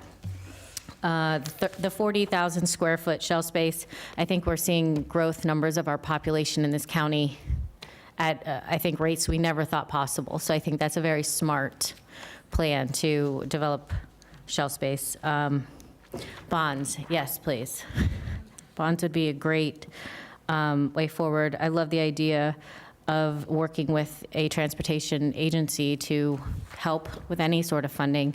And I absolutely support asking the state to bring back dollars, appropriations, getting a letter, maybe a representative for the Department of Health in support of those appropriations would be great. I think phenomenal idea. The ground lease versus ownership. Now, are you pertaining to just the property we discussed of that triangle? No, we're talking about the 10.4 acres that will be available for redevelopment by a private party. We have basically 2 options. We can dispose in fee simple, which means we convey the land, it's theirs, or we can do a ground lease, and that will be a long-term ground lease where the county continues to own the property but puts it on the market for development of mixed-use project. I would initially say I love the idea of selling it and putting that money towards the larger project. The only reason I hesitate is because, as previously noted, our growth in population. And if this is county land, that's invaluable. And I do not perceive our land value going down. So is this a burden, a financial burden we're putting on for future boards going forward? I don't know that I'm prepared to make that decision. I believe we did an appraisal and it was roughly 13 million. That is correct. I mean, that seems a very insignificant part of a larger picture when, again, that land could be invaluable to us for any kind of future expansion. So that's why I think I lean towards that. So thank you for getting that information, because that was a key factor. Mm-hmm. You know, if that parcel of land could pay for half or most of this, I think that's a no-brainer. But I think at those percentages, it doesn't quite make sense to sell it. So leaving it in the county's ownership, I think, is great. How we proceed forward with that, whether it's a ground lease or not, I will leave that to the board that mostly goes down there to decide. And I think, was that all your questions? Yes.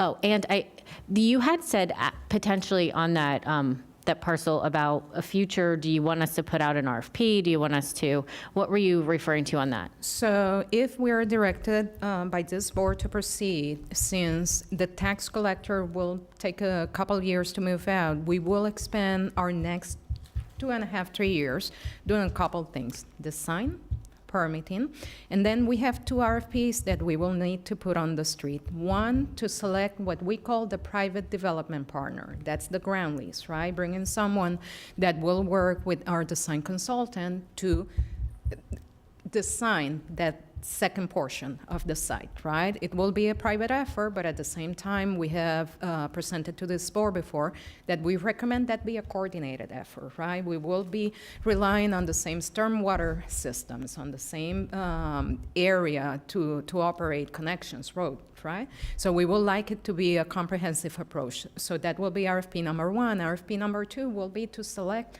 the construction manager to build the public improvements, the part of the work that we do. So the next 2 or 3 years will be spent while tax collector is working on her building. We will be working, if so the board chooses, in position this project to start construction as soon as the land is vacated. And just so I'm understanding the overall picture, is that 10 acres? Is the 2.5 acres part of that whole 10 acres we're discussing?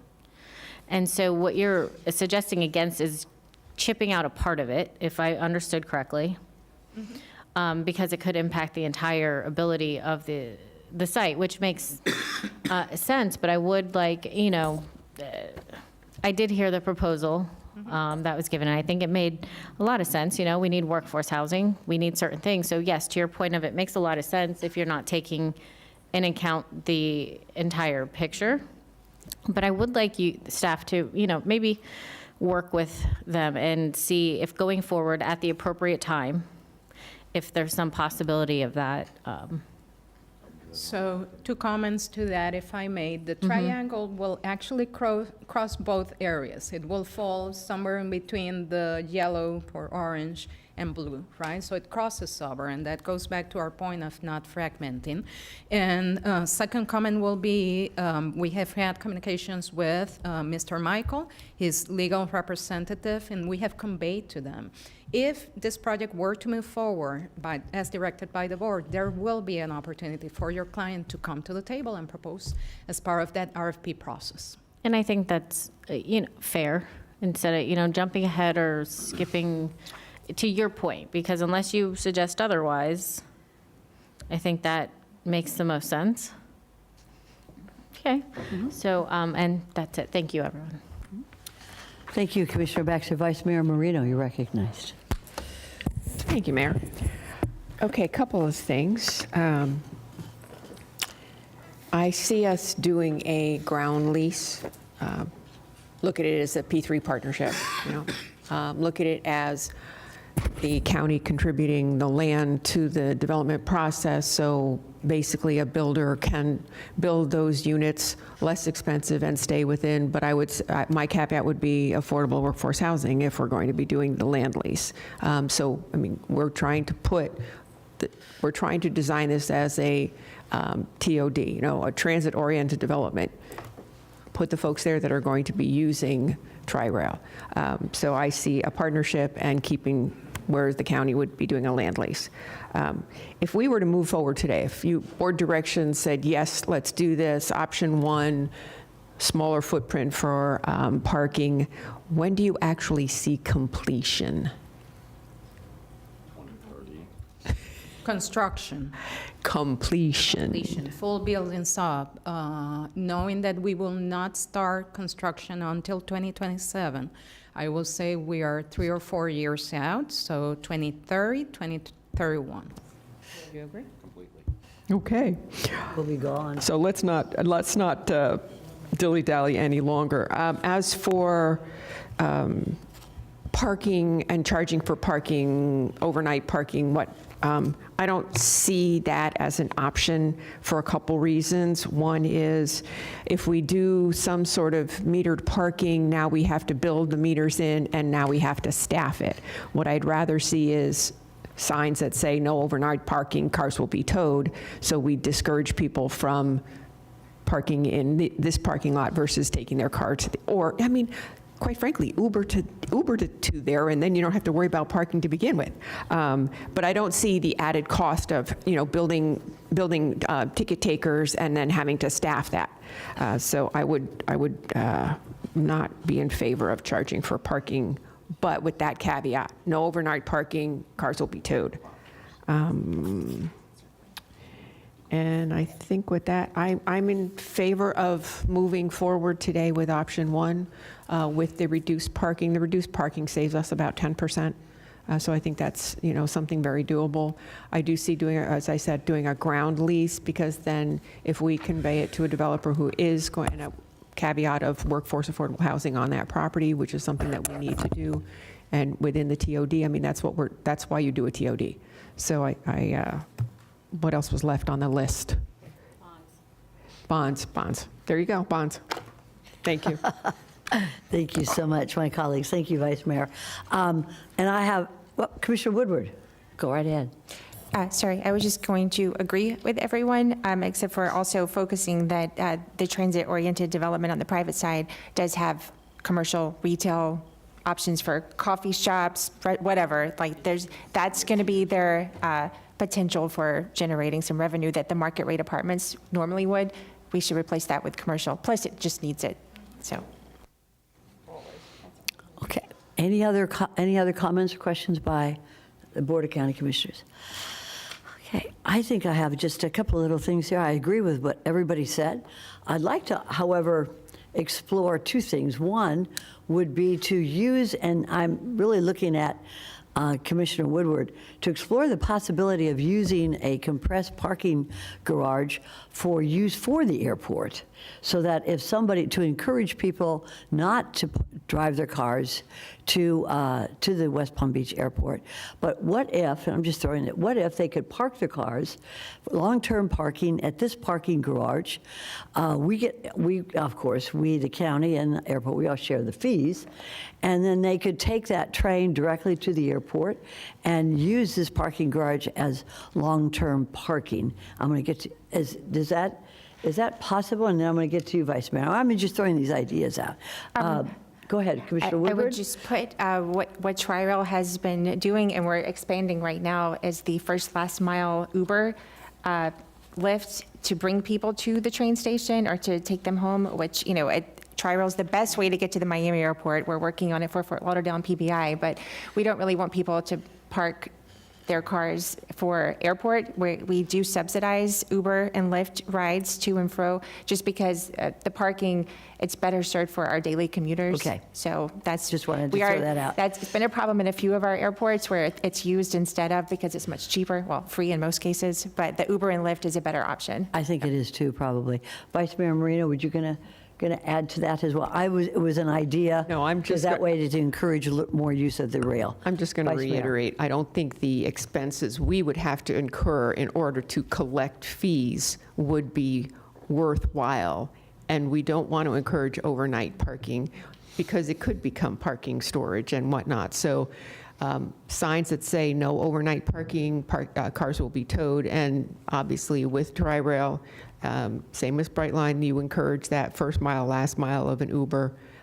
I think that's the best use. And because at the end of the day, who is actually collecting the dollars? Where are those dollars going? I mean, why would we build this facility and then remit these dollars to SFRTA when SFRTA is not contributing to us building the parking?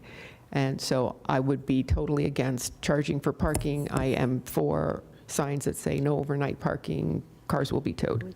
Thank you. Okay, all right. Boy, this is all about parking, isn't it? This is a big deal, parking. And I have to say, you all have done an amazing job on this. So let me look just for a minute on the request for direction. I think it should proceed as soon as possible. I think option one is the preferred option. If we need bonds, we do it.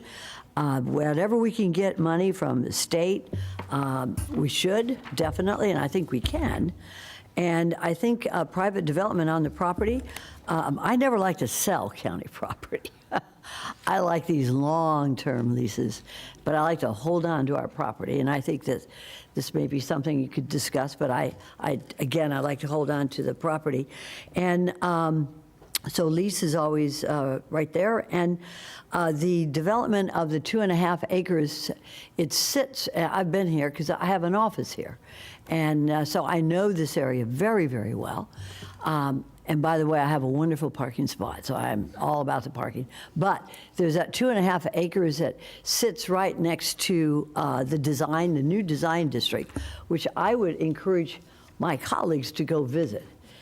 It is as close as we can get right now to the Miami Design District as well as in Fort Lauderdale. That is such a perfect spot for housing. For affordable housing especially. There's a lot of parking in the design district. And it's, if we have public housing there or workforce housing, they can use the mixed use that's already a part of the design district. They can take the train to work. It's a transit corridor, as well as the buses that go up and down that corridor. So I really am in favor of what you were talking about, Isami, to speak to whoever owns that area. Never sell. We can lease land, but I just think it's a perfect spot for affordable and workforce housing, and I appreciate you looking into that. And with that, are we ready for a vote, colleagues? I know it's the last thing before us and lunch. Are there any? There's no cards. So why don't we go ahead and take a look at what we're going to vote on right now?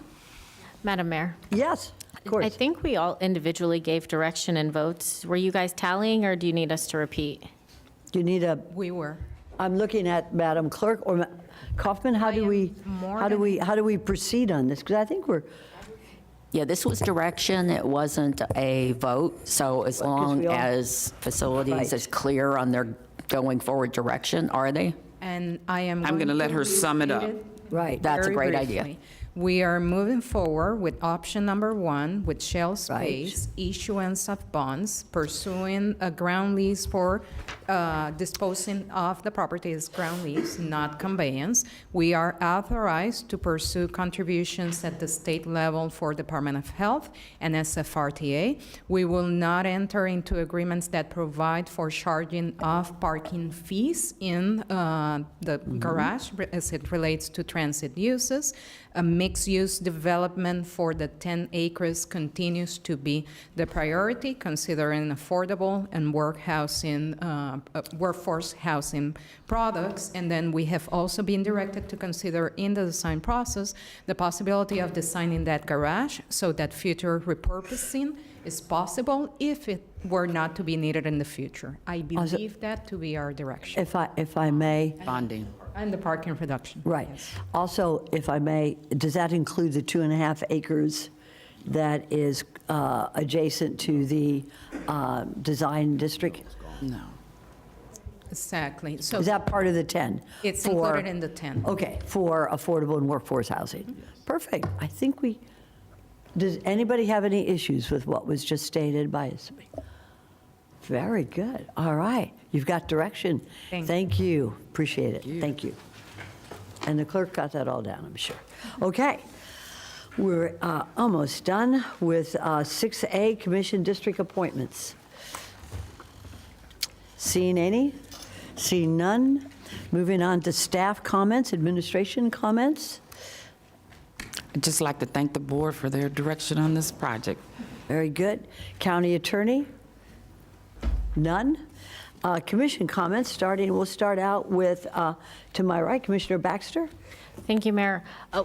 because of all the discussions regarding parking, it reminded me of something I wanted to bring up. In the morning, I see people fighting in our garage here with the parking machine. Is there any way, or have we explored being able to turn that over to like a Park Mobile system that can be done on an app? There's facilities. I'm glad you didn't walk out too quickly. Thank you. I was about to give direction to the consultant, that's all, so that we move forward. We are working on a solicitation process to convert not only this one, 4th Street parking lot and the judicial parking garage. It has taken us a little bit longer to be able to issue the RFP, but we are actively working so that we can convert all of our parking operations at the same time. Thank you so much. That'd be good, thank you. Any other comments? Commissioner Baxter? No, I just want to thank staff for some great presentations and my fellow commissioners. I think this was a great meeting, so thank you. Thank you. Commissioner Weiss? Thank you very much. Now that my new intern has left the room, but she was here, Natalie Van Horn. Getting your lunch, maybe? Probably. Natalie Van Horn, where is she? Is that her? Natalie? No. No, okay. No, that's not her. She was here last year, but she's back. She graduated.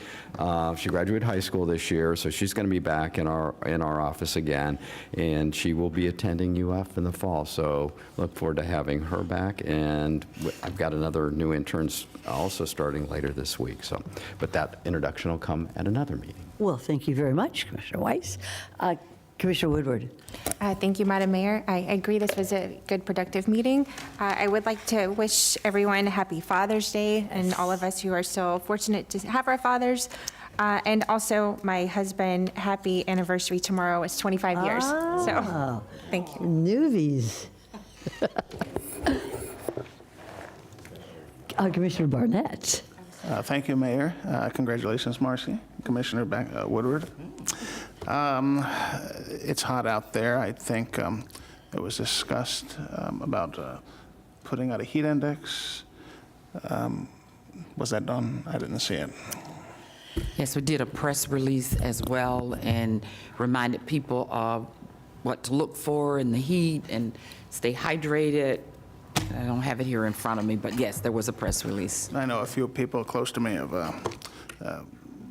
had to seek medical attention for dehydration. It's very hot out there, especially for people in my district riding that Palm Tram bus, sitting at the uncovered stops. Just please drink a lot of water and take care of yourselves. Thank you very much, and see you next week. Very nice. Thank you, Commissioner Barnett. Administrator Baker? Oh, no, you already said. Okay, Vice Mayor Marino.